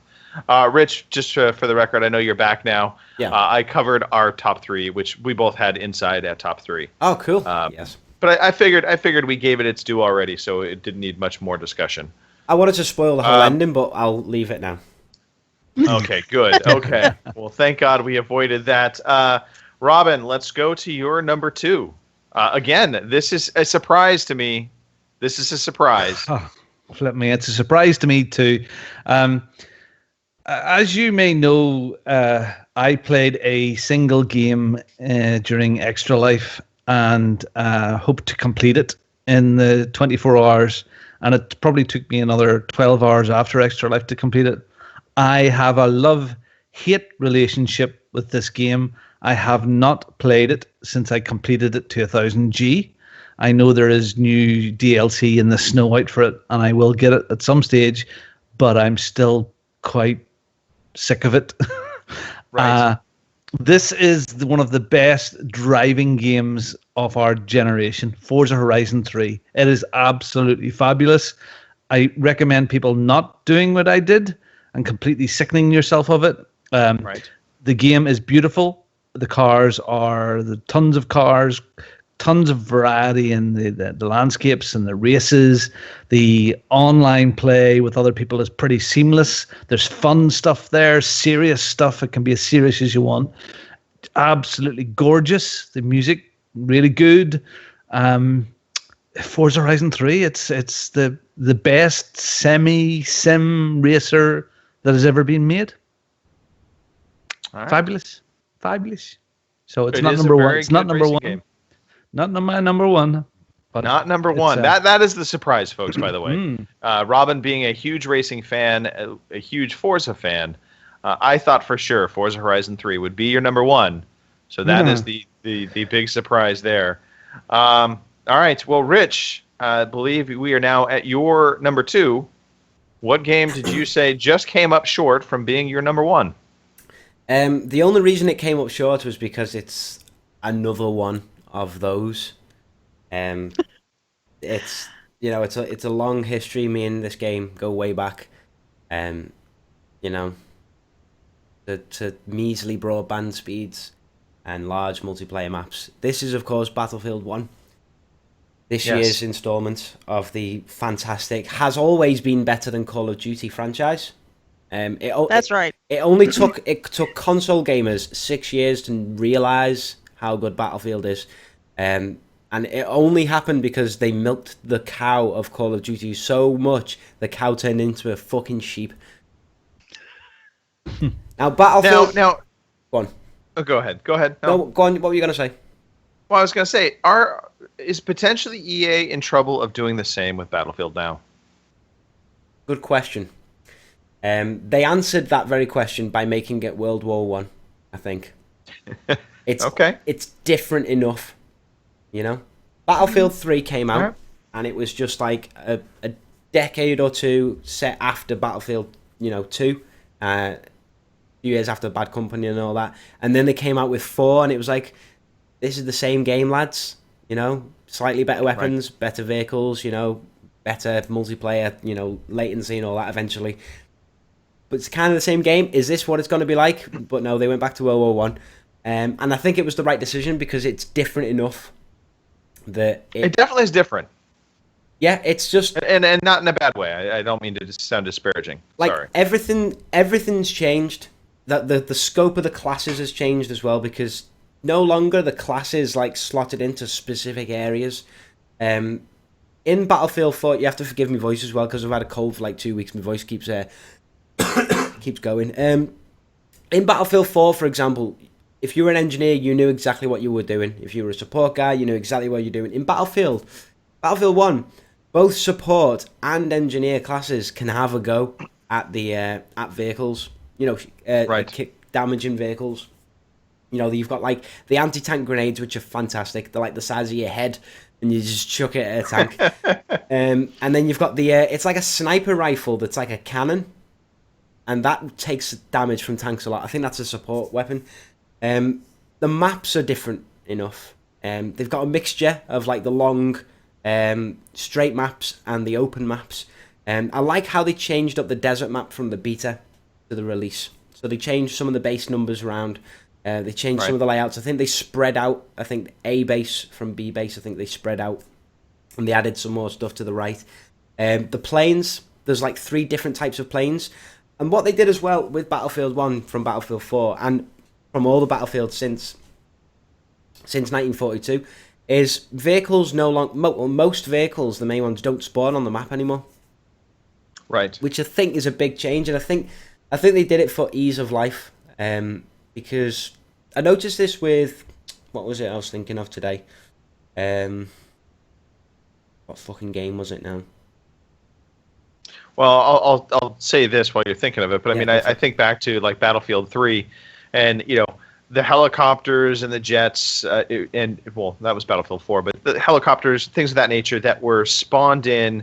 There was always people camping, waiting out for it to be respawning in. You rarely got a chance to try and get in that vehicle, and obviously, if you did and you were, not very good at it, it was almost. I mean, you were hated by other people in your squad because you just wasted a vehicle, right? Yeah. And so you always had that stigma. So, I mean, I literally would stay away from any flying vehicles for fear of pissing off my own team because half the time I'd fly up and then I'd fly back down. Yep. But I also felt like the vehicles in in Battlefield 1 are easier. The planes, to me, fly a little easier than they do in other Battlefield games. Yeah, I think it might be as well because they're slower. So because they've been slowed down, because in Battlefield 4, for example, and like Bad Company, I think Bad Company 2 had jets. I can't remember. I think it did. I know Battlefield 3 did and 2 and all that. The jets would go really fast, and then you had like Afterburner where you'd like speed up, and then you'd just was like not needed for me. Yeah, you'd just like shoot through the sky. Whereas because these are slowed down and they're very maneuverable as well. Yep. So it makes being in a plane actually a lot better. I'm just slightly worse in a plane than I am a tank. Whereas in Battlefield 4, I can't fly a jet. I'm just shit. I get in. For some reason, every time I get in the fucking jet and go after someone, there's always a guy behind me shooting me. Every time. It's like the game's designed that way. Yeah. Whereas Battlefield 1, I can jump in a plane and get 3 kills. Just because it's I don't know what it is. They're easier to... What I like as well is there's multiple guns in the planes. You have a gun at the front and a gun at the back in some planes. That's what I wanted to say as well. Because of the ease of life, convenience things, they've done a very similar thing to what Pokemon did this generation. Was they've made it simple so that if you want a plane, rather than go to the air hangar and wait for one of 4 planes to spawn, and is it the one with 2 missiles, or is it the one with the TV, missile, or is it the one that's just, machine gun or whatever? When you select on the main map, when you're spawning in the plane, when it's available, when you select it, you choose what plane you want. There's like 3 planes to pick from. You can have like the fighter, the dogfighter one, the normal one, or the bomber one, where you can drop bombs, which is really cool. Same with the tanks. When you get in a tank, you can choose like light tank, heavy tank. There's just it condenses it. Now, in a way, it takes things away from Battlefield because it's less realistic. You don't stand on an airfield anymore and see the planes and stuff and run to them. But it takes that extra, it takes away that extra time that you waste. Because if you're waiting for a plane to spawn, then you run to the plane, you jump in, you take off. It's like 5 minutes of your life gone. Whereas in Battlefield 1, you spawn in the plane, you start in the air anyway, already. Right. You're ready to go. Yeah, there's no takeoff and landing, which is appreciated. Yeah, and you notice as well, like you're no longer like that noob who forgets up is up and down is down and takes off but crashes into the fucking runway. And no, I'm still a bit of that noob, but at least not on the runway, right? Yeah. I'm up in the air when I first do that. So just everything about Battlefield 1 I think was good enough to make my list. It's different enough from Battlefield 4. I mean, how do you feel about like the change to World War 1? And COD went forward in the future. Do you like that they've gone back to simpler times? A part of me likes what they did with Battlefield 1. So Battlefield 1 did not make my list, but it is part of my honorable mention, so I'll talk about it real quickly. I think what kept it from making my list was really the single player. Not that single player was going to be a huge, reasoning of getting Battlefield 1, but for me, I was excited about how they were handling the single player. This notion of having these small, like, different vignettes to play through that weren't connected. So they were all kind of their own separate little stories, and I thought that's a brilliant idea, and I was really on board with it.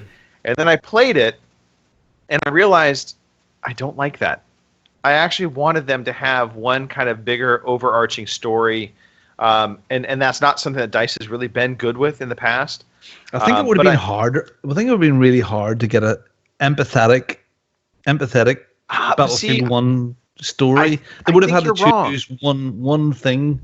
They couldn't have included mustard gas and all those things like Valiant Hearts as one big mess. Yeah, but see, Robin, I think you're wrong in that when I played through the game, I enjoyed the first tank mini episode, and then I really enjoyed the last missions, if you will. You can do them in any order you want, by the way. So I just played them all in order of on screen. But the last mission, which was set in the Arabian desert, was Lawrence of Arabia, and I thought that storyline had such potential to be so much bigger.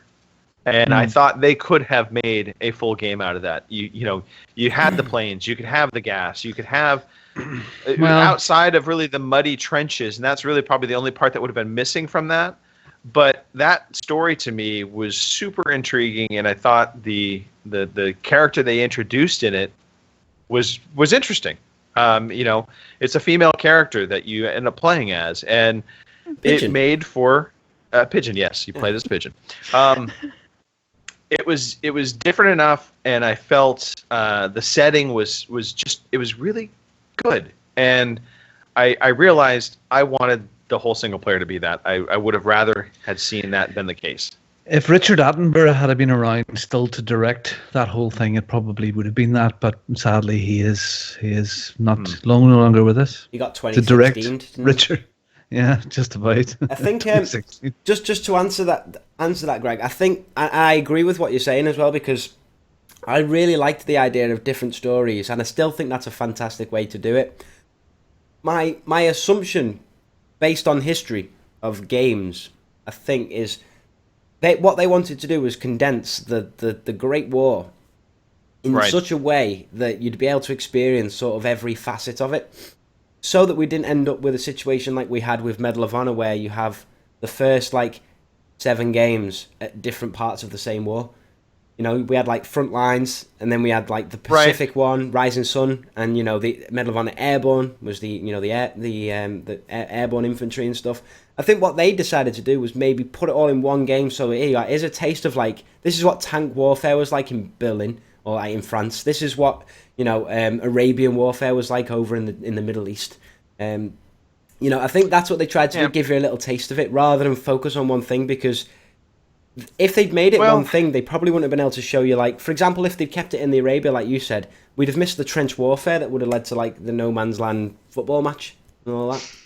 Right. Well, see, this is the other kind of point that I was bringing up, which is the single player. To me, ultimately, when I look back on it, and I was playing kind of the last missions, the realization is that single player is really just bot matches for you for. And I'm saying this is bot matches, and that's really a disservice to the single player. So I apologize to DICE for that. But it really is training for you for multiplayer, because if you think about it, when you go back and you play those missions, each one of those missions gives you a different either vehicle or different weapon type. It gives you different objectives, and all of the objectives start becoming objectives that you see in the multiplayer. You have to capture this point when you're playing the. I forgot, it was not Polish, but I forgot the nationality. But you're playing a Turkish soldier, and you're armored up, and you have your little minigun, and within that series of episodes, that you're playing through on that, you have to capture and hold positions, and. And it was really when I was playing that mission, I was realizing, what, this is really just training me for multiplayer. That match was in the tank one, wasn't it? It was in the tank one, and then it came back again in later missions in the single player as well. Yeah, I was on that tank mission in the first section of single player, and it is basically training you to play. This is what Conquest is like, guys. Right.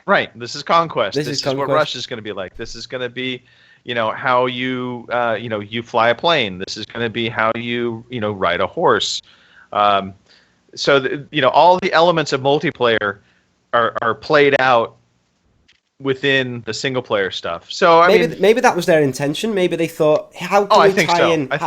How can we make single player matter to people who don't play single player, but also make it a compelling story? Because quite often you'll have situations like with Doom this year, where the single player and multiplayer are two different universes. Right. So maybe that was just their way of saying, because I'm not going to lie, hardly anyone plays the Battlefield single player. I've never completed one. ever? I have. See, I have. But you guys are like weirdos. I do that. No, because I only play Yep. Battlefield for the multiplayer. I tried the single player, but I never really latch on. I'm always like, why am I wasting my time on this when there's a 64-player map of Wake Island waiting for me? I always think, like, I could just be ranking up here or, sniping in a tower somewhere. Going a whole game with 2 Oh, kills. you're one of those guys. Yeah, well, I don't know. I'm an engineer. Those snipers. I'm bread and butter. I'm a spannerhead. That's what I am. But every now and then I relax in a tower somewhere and just get 3 kills, no deaths. Relax. I usually play the medic role, but then every once in a while I think that I can become a sniper with my medic. Never ends well. Medic's really weird in this game. Medics, it's like running around as like the cast of Train Spotting on. Do you know what I mean? It's like everyone's like high and like running really fast with the rifle grenade with the sort of syringe in the face. It's like fucking hell. War is brutal.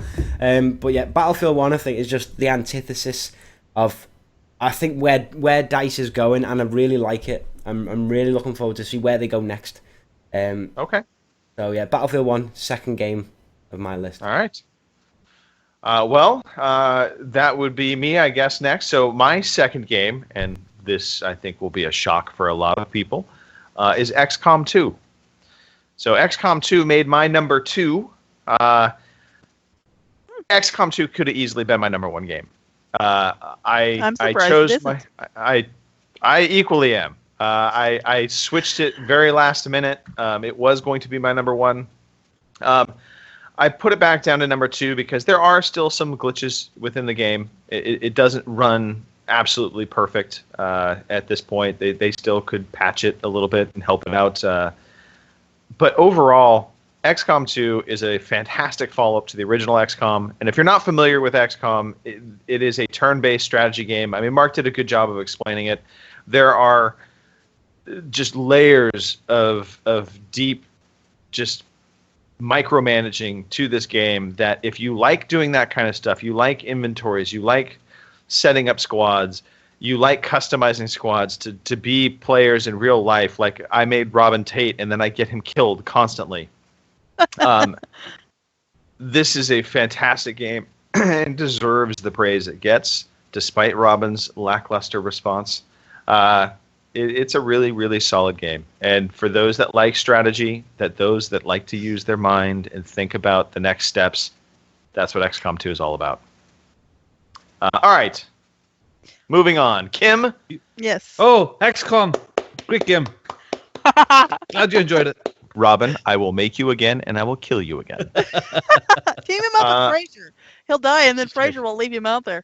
I swear to God, Fraser, like, his character always... don't get me started. Anyway, all right, Kim, you're number 1. We kind of just talked about this a lot, but anything else you want to add on other than let us know what your number 1 is? Well, yeah, my number 1, actually, now that I think about it, and actually Rich brought up a good point when we were on WhatsApp, is my number 1 should have an asterisk, because now that I think about it, it could have been something different, but we'll get into that later with the honorable mentions. My number 1 is Battlefield 1. Okay.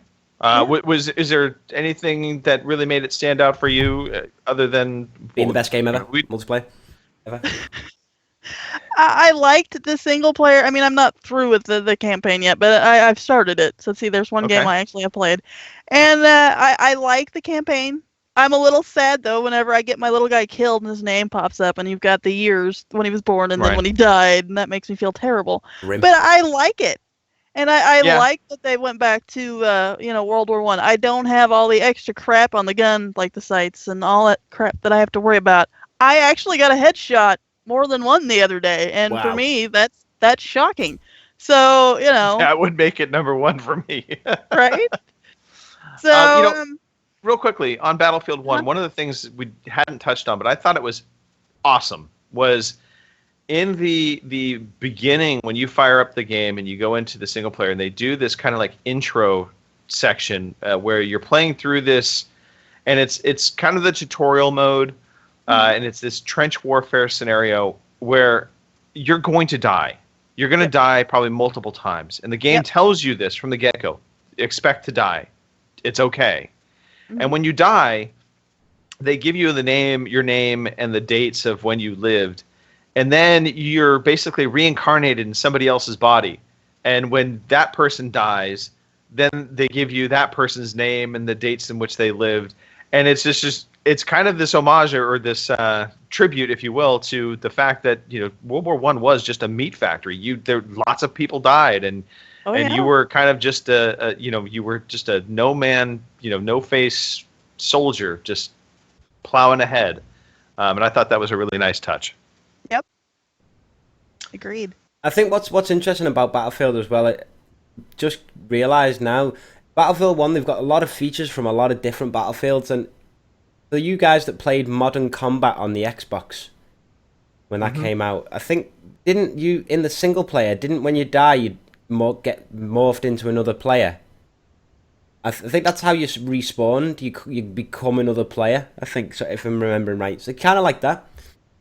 How they managed that little tutorial area, because you die, don't you? And just to touch on what you said, when they say that you're going to die, like, they fucking mean it, don't they? They say like you are about to when it was coming up with the warnings, I thought it was like epilepsy warnings or something, because it's like on the screen, it's like very meta. It says you are about to enter trench warfare. You are not expected to die. And I was like, are they telling me or are they telling me soldier? And then they throw you in a place and you run out of ammo. There's too many guys. And you literally are not expected to live, and it's proper grim, especially when like one of the soldiers' names is yours. It's like, whoa, wow. But yeah, interesting. All right. Robin, are you ready to shock the world? Yeah, I'm about to lose a friend. Uh-oh. Yeah, I've already divorced him this year, and they've said that if this is my number one, we're finished. So, the most impressive console game that I have ever played in my life, both graphically, gameplay, story, and the whole qualm. Coming from an Xbox fan, this is very hard for me to say, but the best game that I have played this year is Uncharted 4. Uncharted 4. Yeah.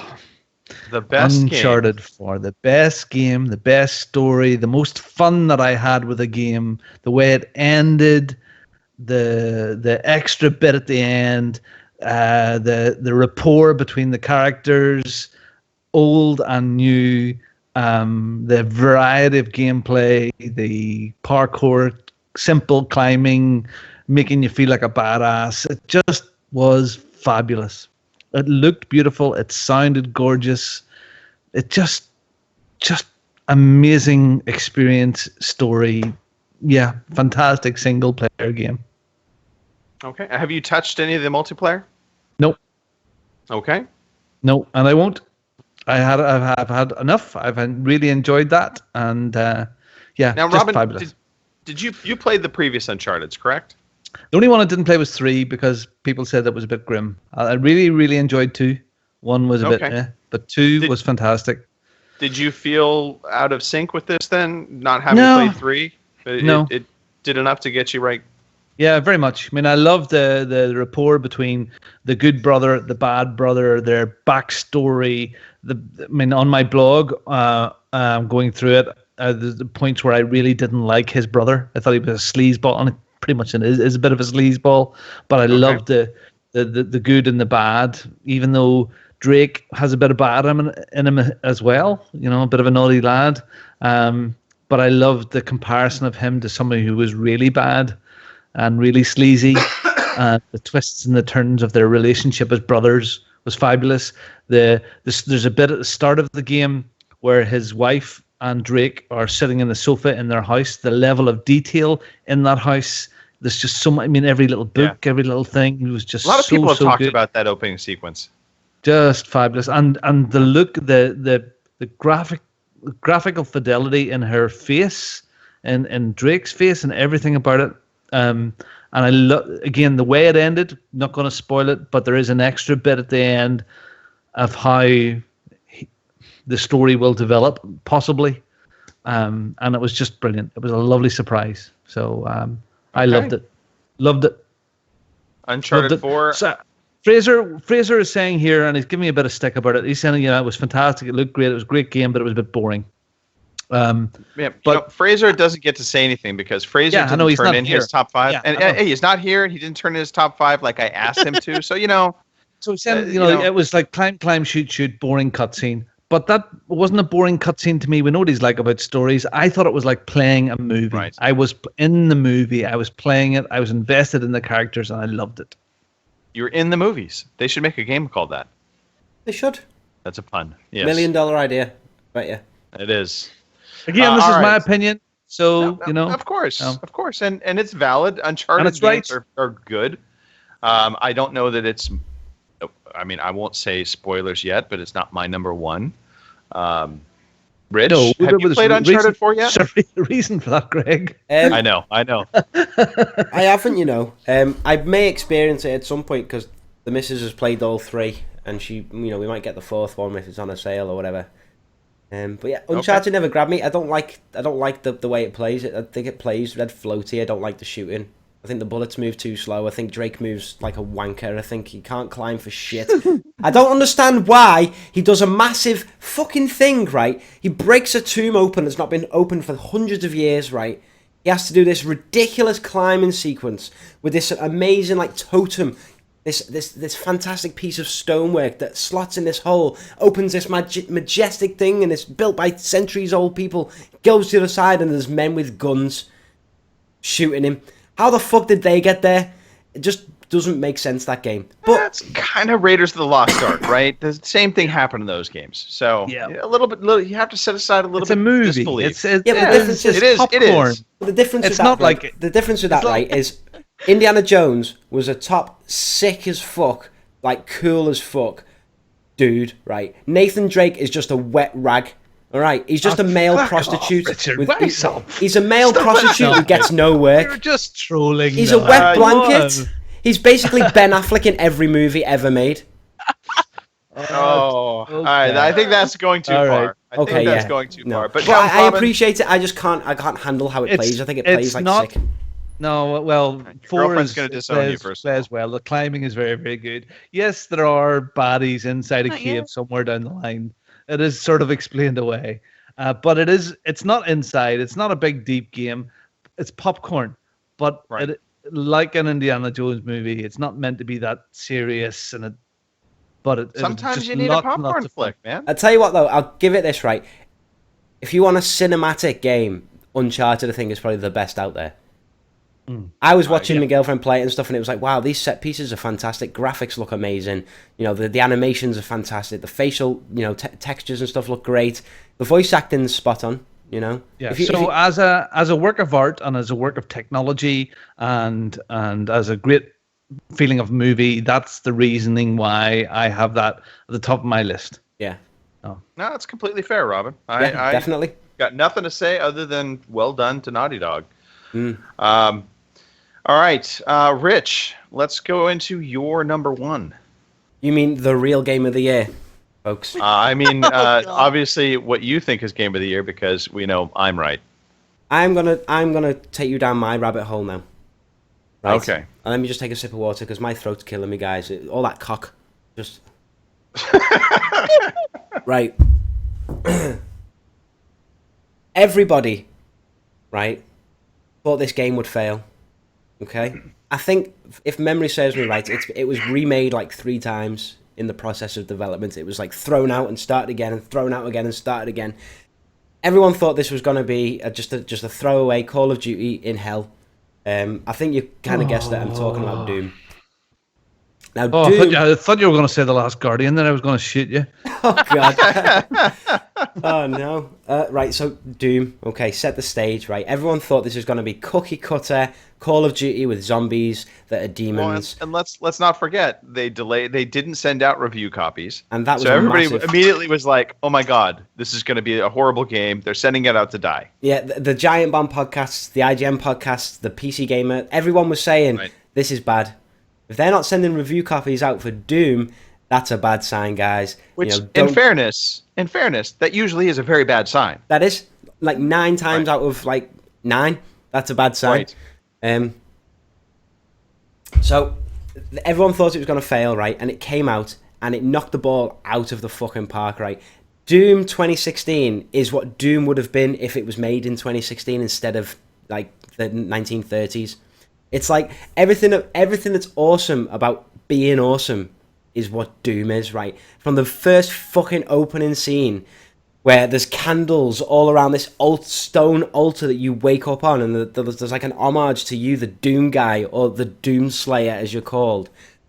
So like you go into the next room, you cock a shotgun like it's your last day on Earth, and there's all candles around your armor, and you crank it out of the wall, and there's bits all over it, and you shove your helmet on, and you go outside, and you punch fuck out of a demon. You open a demon's face and rip its face up with its teeth. You take a demon's arm off and beat him to death with his own arm. Right.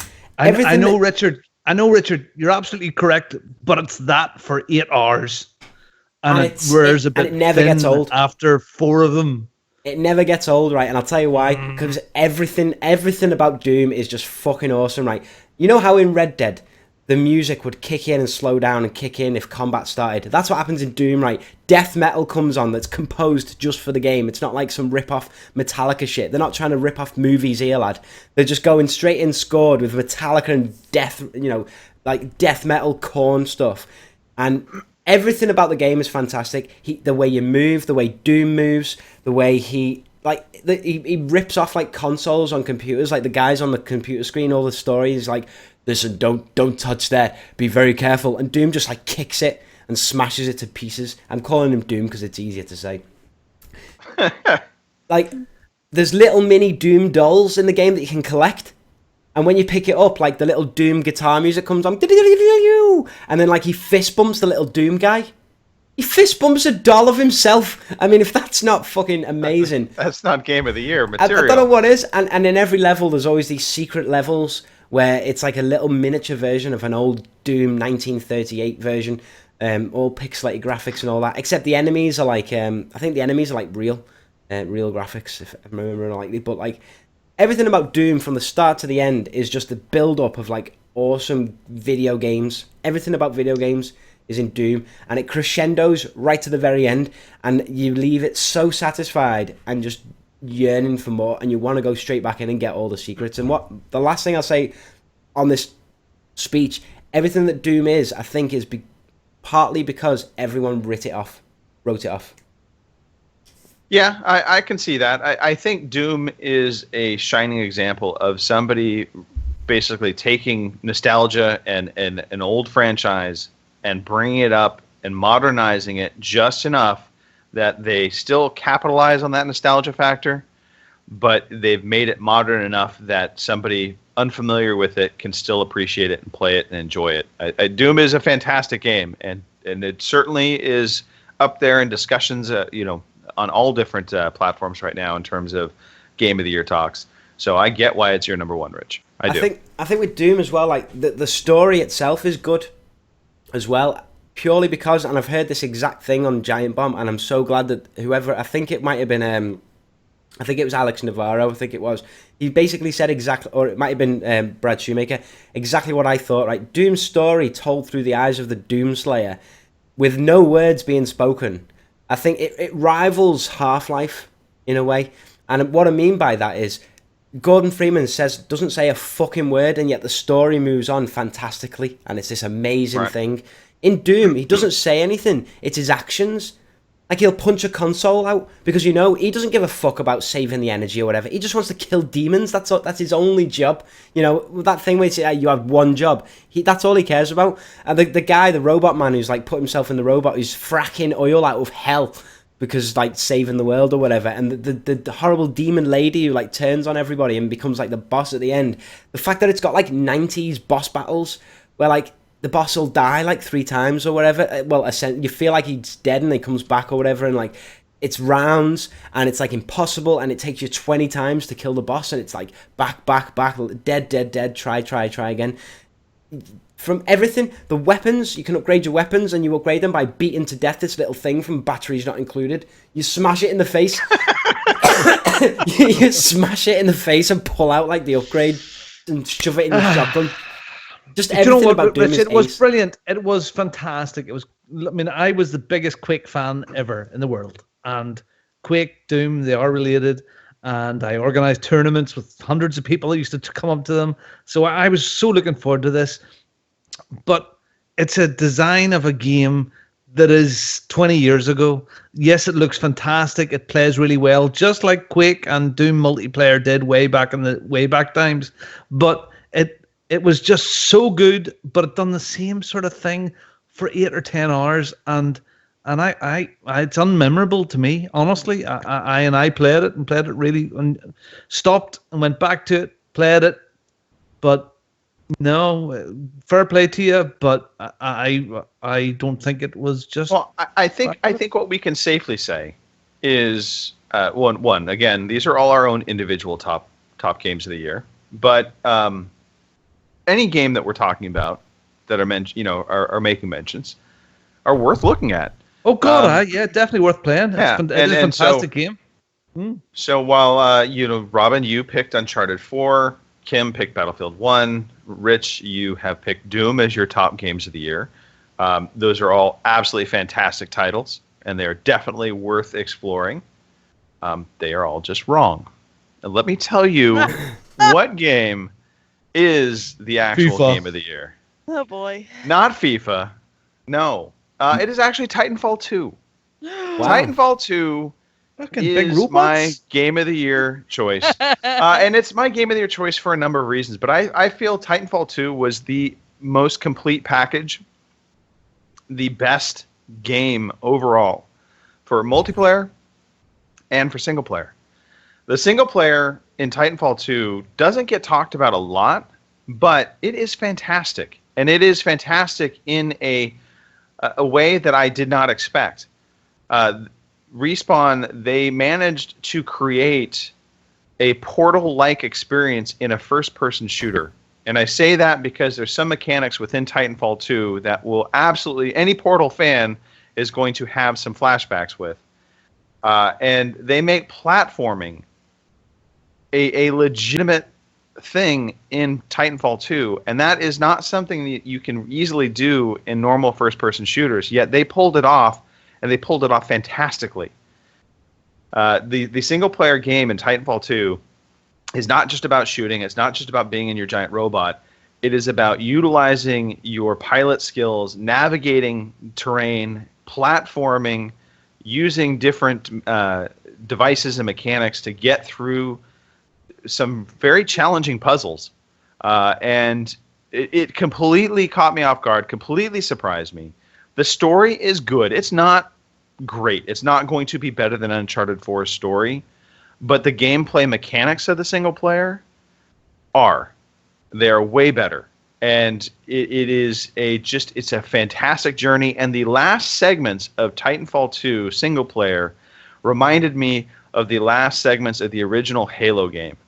You had that kind of race to the finish and the exhilaration of getting there and making it and feeling that aha moment. And for that, Titanfall 2 just exceeded all of my expectations. And the multiplayer, look, the multiplayer is what it is, but it is really, really good. And so you can play as a Titan, you can play as your pilot, and there's a lot more loadouts this time around. They've done a lot to expand the multiplayer universe. And so for that reason, for me, Titanfall 2 won out Game of the Year. You have a thing for big robots, Greg? I do. But in ironically, I enjoyed the most of my time spent, especially like the single player, was as the pilot, not as the robot. And I should say, the dialogue between BT and the pilot was actually pretty good, and I wish they had done maybe a little bit more of this back and forth, and you have choices at times that you select dialogue choices to get different dialogue trees happening.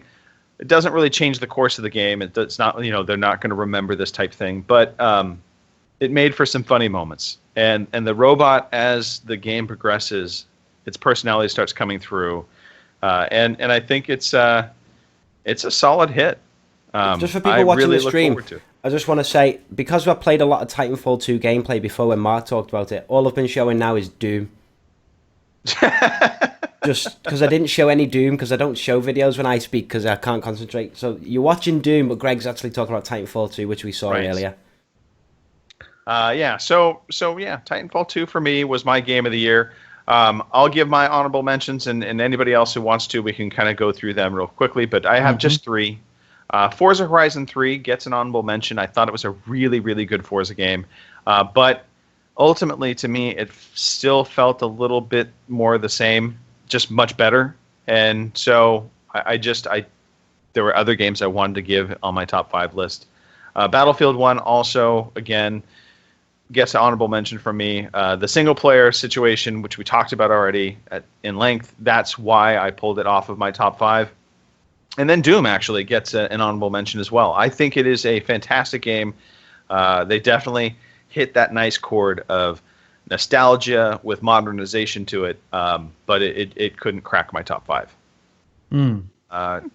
Kim, I don't know if there's any honorable mentions. I think the Witcher 3 DLC, maybe. Yeah, there's one, and if I'd have thought about it beforehand when I was making my list, this would have probably been number 1, actually. So, given as how much of Witcher 3 I've played, admittedly, I haven't played the Blood and Wine DLC yet, but I mean, it's the Witcher 3.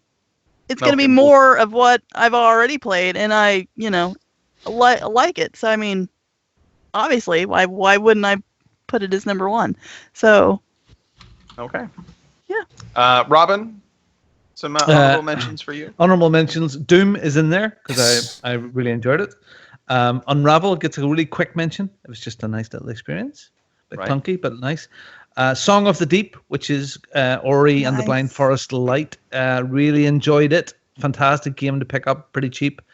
And Guns, Gore, and Cannoli. I had so much fun with this little game. You did like that game. Oh, goodness, that was brilliant. It was like gangsters, 2D scroller, old-fashioned, really, really fun. Guns, Gore, and Cannoli. Yeah. A bit of. It's got a good title. I'll give it that. And sorry, Greg, before you move on as well, if you can maybe come back and be asked the question: older games that we had fun with this year that maybe don't qualify as well. Yeah, we can cover that real quickly. We're pretty long in the tooth as is. Yeah. So. Okay. Well, for me, I had so much fun with South Park: The Stick of Truth. I had never played it. I really, really enjoyed it. Deadpool was so crap, but so good. Absolutely brilliant. Dead Space, Xbox 360 as well. Had an absolute ball with it. And Assassin's Creed Black Flag, again, finished that at the beginning of the year. Absolutely brilliant games. That's a game I'm actually going to be diving into, Robin. I haven't played it at all this year, but it's on my list for the coming year. Pirates. So, yeah, those are the games I had lots of fun with. Okay. Rich, anything you wanted to kind of throw in? I know we did a swap out on your number 5. Do you want to maybe give an honorable mention to the one that you gave the boot to? Yeah, I want to give a big shout out to Grow Up, which was the sequel to Grow Home, from the guys over. It's an indie studio, but they're working with Ubisoft, so like an indie Ubisoft studio. They did some great work. Grow Home is now a planet, a whole planet. It's like a really small planet. Small enough so that you literally see the ball of the planet. There's just tons more to do. There's now 150 crystals. I finished the game with 147 out of 150 crystals. So I didn't really have a lot to find after that. Fantastic stuff. It was really good. I really enjoyed it. Captured some of the magic from Grow Home, and just added more, basically. And another mention, I want to mention Firewatch, only because I never got a chance to play it, and I really wanted to. I was going to play it today, but I decided to finish off my old list a bit more. So that could have been on my Game of the Year list, but didn't make it. But I did buy the soundtrack, and I was listening to that today, and it's fucking class. It goes back to Justified. Everything in life I relate to Justified. Everything comes back to Justified. Imagine Justified, but slightly happier is kind of where the soundtrack is. Justified and Walking Dead. I'm basically in love with country. You guys, I've got the best thing in the world, country culture. Fantastic. And Justified. Red Dead 2 coming out. Exactly. There you go. Oh my God, Red Dead. Jesus. I can't wait. All right, but that's a different podcast. Let's move on. So we're getting into the wrap-up stage now. So I hope everybody has been able to enjoy our takes on some of our top 5 games this past year. Obviously, it's not a be-all, end-all list, except for mine. Take this and use it as a prospecting list for yourself as you're looking at games, as you're looking to next year, and you're thinking about what can I play. Hopefully, we've given you some insight, and you can play some new games that maybe you would have passed on before. Now, speaking of games coming up, there are literally no games releasing next week, so you don't have to worry about anything new hitting the store. It should be a relatively quiet week. There might be a little indie that sneaks in there, but nothing major is coming out next week. We do have your monthly freebies going on. I'm going to breeze through these real quickly. So Games with Gold for January 2007. World of Van Helsing Death Trap. That is going on from January 1st through the 31st. There's Killer Instinct Season 2 Ultra Edition, which will start on the 16th through into February. And then Outlast is still a Games with Gold freebie right now, and that will last until it's out on the 15th of January. Xbox 360 games, The Cave from January 1st to the 15th, and Rayman Origins will be coming on to Gold for the 16th through the 31st. If you're a PlayStation owner and you have PlayStation Plus, in January you can enjoy the Day of the Tentacle Remastered Edition for PS4 and PS Vita. This War of Mine, The Little Ones for PS4. Blaze Rush on PS3. And then The Swindle, which will come to all platforms, PS3, PS4, and PS Vita. And then Titan Souls will be coming to PS Vita and PS4. And finally, if you only have a PS Vita, you are in luck because you'll get Asgend 2. That will be coming out for Vita as well in January. Now, Robin, I'm going to turn things over to you. Christ almighty, this is a toughie. This is a toughie because there are 70 almost victory achieves. It's been friggin' unbelievable. I nearly fell off the chair. Yeah. Wow. I suppose I have to rattle through them because people have done it. So we run a competition called Victory Achieved. You know this. You're bound to know this by now. Once every 3 months, we pick someone at random who has finished the game to the credits, taken a photograph with the credits in the background, and tweeted it to @OC_podcast with the hashtag Victory Achieved. You can't have missed on our Twitter feed that there's something called the Year of Living Gamejously going on right now, hashtag YOLG, and the idea is that you pull together a list of 30 games to finish over the next 12 months. Email it off to bongo@ocpod.com, and we'll get those logged and listed. There are 28 odd people, maybe 29 at the moment, that have signed up for this, and the response has been unbelievable. So since the middle of December, in fact, through December, there's been 70 odd in the logs in the dirty 30s. Completed games, I am going to rattle through them now.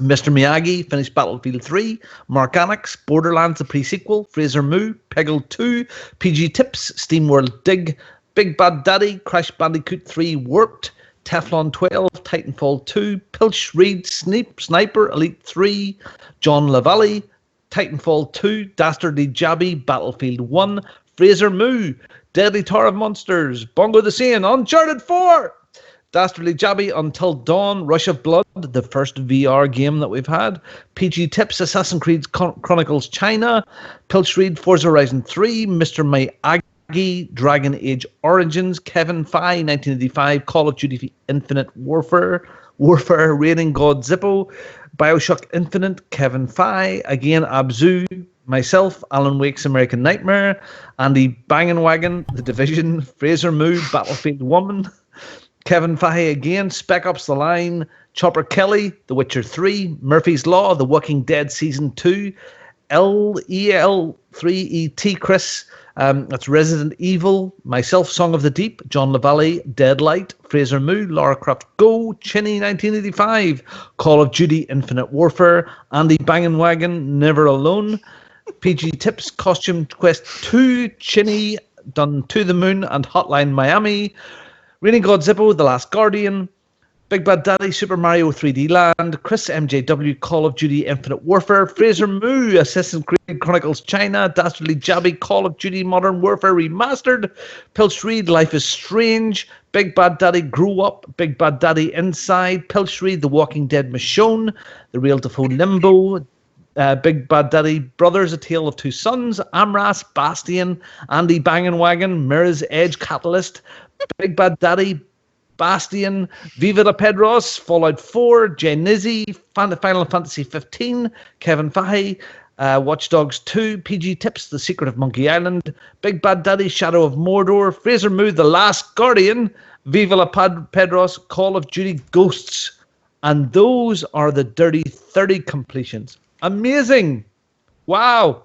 And the standard victories achieved are Jay Brones, he done Gears of War 4 and Battle Block Theater, Ginger Ninja, Sleeping Dogs, Caliburn AM, Forza Horizon 3, The Witcher 3, Blood and Wine, and Unravel. Flecky90 did The Walking Dead Season 2, and Valhalla, Mr. Miyagi, Dragon Age Origins Awakening, Natras, great to see that, Watch Dogs 2, Adamsk, Kyle, Dead Rising 4, and Murphy's Law, Battlefield 1, and a late entry for the Year of Living Dangerously. My God, that's so long. That's amazing. That's why I had to walk away. I could not last. I had to use the restroom after drinking all the water. Amazing. I know we had the 400 show, but again, all those the Dirty 30s are from the middle of this month. So if you want to find out what this is about, please go to my blog at bongo.ocpod.com. And you'll see all the people that are taking part. If you finish your 30 games, you'll get a nice Overseas Connection placemat. Coffee coaster. You're going to get a good dining set of me. Free trip to the moon. Don't forget that. Airfare free. So, look, the uptake of this has been fantastic. My website is and lots of other people's blogs are out there. Mine is growing dramatically. So, it's been awesome to see. It's been awesome to see. And also there is the supplemental podcast. The first episode went out earlier on this week, 30 minutes. And I think the response from it has been really, really good. I'm really, really pleased with myself and Fraser. That'll be once a month thing. And that will be on the OC podcast stream. So if you haven't listened to it already, listen to it. Yeah, no, you just keep downloading off the stream. It'll pop in there when they come up. Robin, great first episode, by the way. Thank you. Yeah, so we're just trying to entertain you even more. So let's finish this out right now. Is there a special jingle, by the way, that we're supposed to be playing for the YOLOG? Is that with Mark and sitting in his basement? Probably. Yeah, he's probably. Yeah, all right. It's in post. All right. Do you want to sing something, Robin? Do a little jingle, jingle, jingle, jingle. Let me see. Don't you just love spending 30 minutes, y'all? Nice. Oh God! Really sorry I asked you to do that. Oh wow! All right. The intros and outros are alone in 30 minutes are worth hearing. Yes, they are. Our wonderful Nicole recorded some fantastic intros and outros for us. Yes, we do accept all forms of credit card payments. All right. You want to be part of the conversation. You want to listen into this podcast. You want to catch us when we're doing it live like we are right now. It's real simple. Normally, we're recording every Saturday at 3 p.m. on the West Coast, 6 p.m. on the East Coast, and 11:30 the UK time zones. And all you have to do is go over to twitch.tv/OC podcast. You go in there and you will be part of the conversation. You'll be part of the chat, and you can have fun like all of the people in our chat right now, which, Robin, can we give them some shout outs? Oh, sorry, I was twitching and playing games there. Hold on. Watch me twitch. Watch me twitch. Oh, dear. Viewer list coming up right now. Well, look, we've had so many people. This isn't showing everybody that was there, but Martin 3 and 1 is there. PG Tips, Raining God Zippo. We had Steffi Business, The slacker Fumu was in there. Teflon was in there. There's so many people tonight have been in the chat. So thank you. It's been very, very active and very, very funny tonight. And the chat's always adds to the live show. No, absolutely. Absolutely. Indeed. You can also, of course, tweet us at OC_podcast. You can send us emails if you want, podcast@ocpod.com. We do have a Facebook group. That's where Richard posted our poll tonight.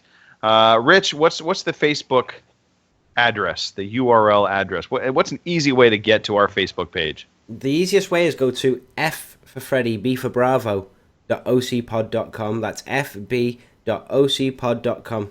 Go there now. There you go. If you want to leave iTunes reviews, Stitcher reviews, any place really that you find our podcast and you can leave a review, even on YouTube, because we're there too. We're everywhere. We're in your head right now. I wrote. There was a Watching suggestion you. card in Asda in the supermarket. There was a suggestion card. I wrote on there a little review and put it in the box. Hopefully it gets here.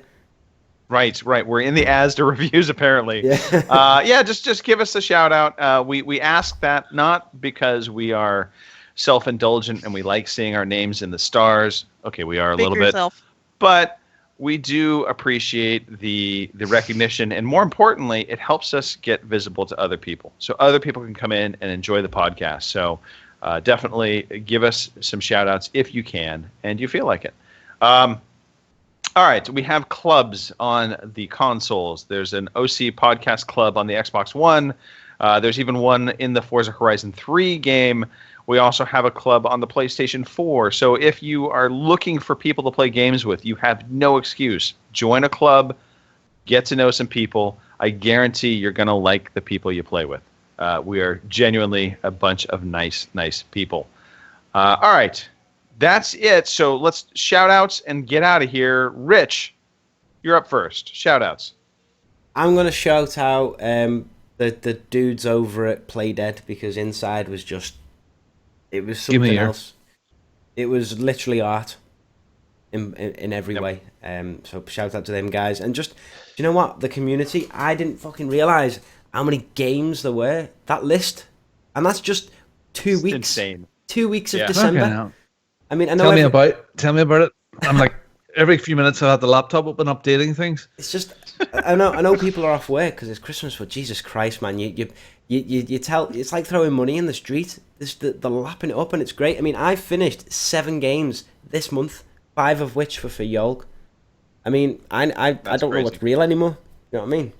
I'm in the Mushroom Kingdom one day, and I'm in the Inside world the next. But yeah, just shout out to the community because they've been fantastic. Well done, guys. And I know a lot of people don't like me because I say like fucking cunt and stuff, but you know they're just really nice people. We love them. You're bringing back cunt. Yeah, bringing it back.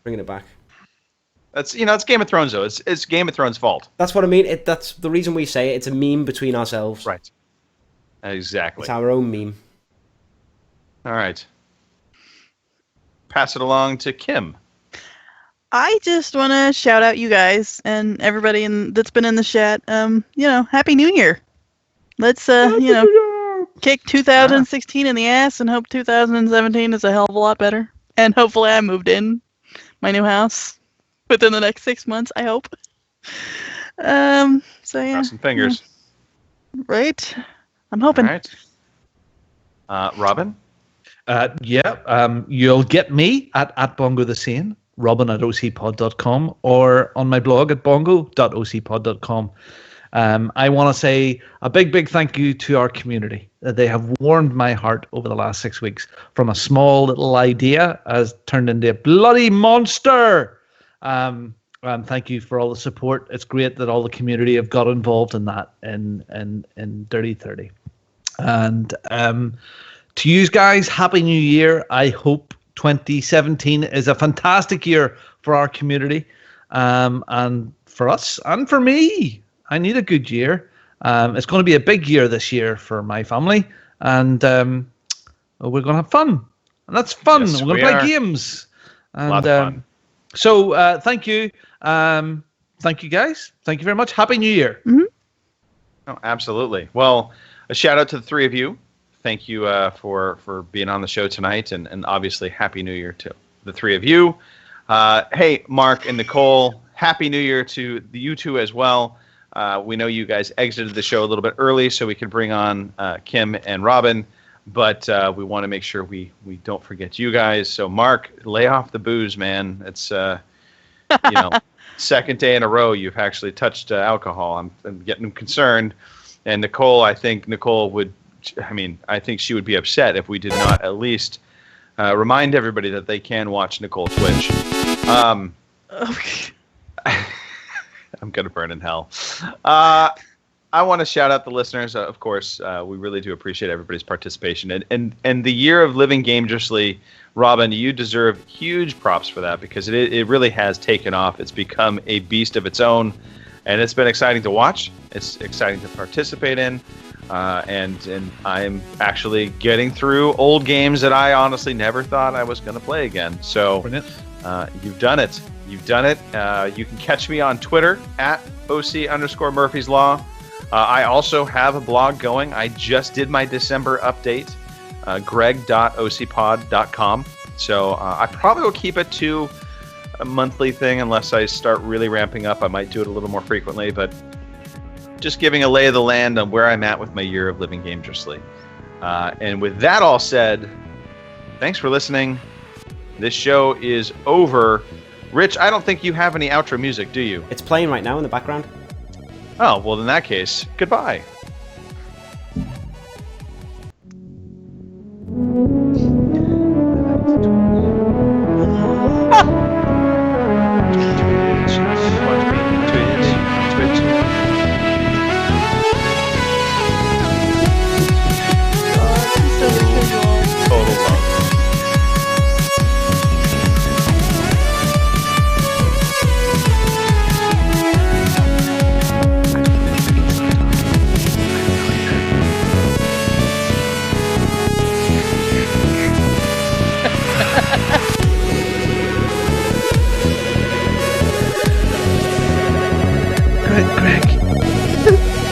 Greg, you look like you're ready for a hospital round.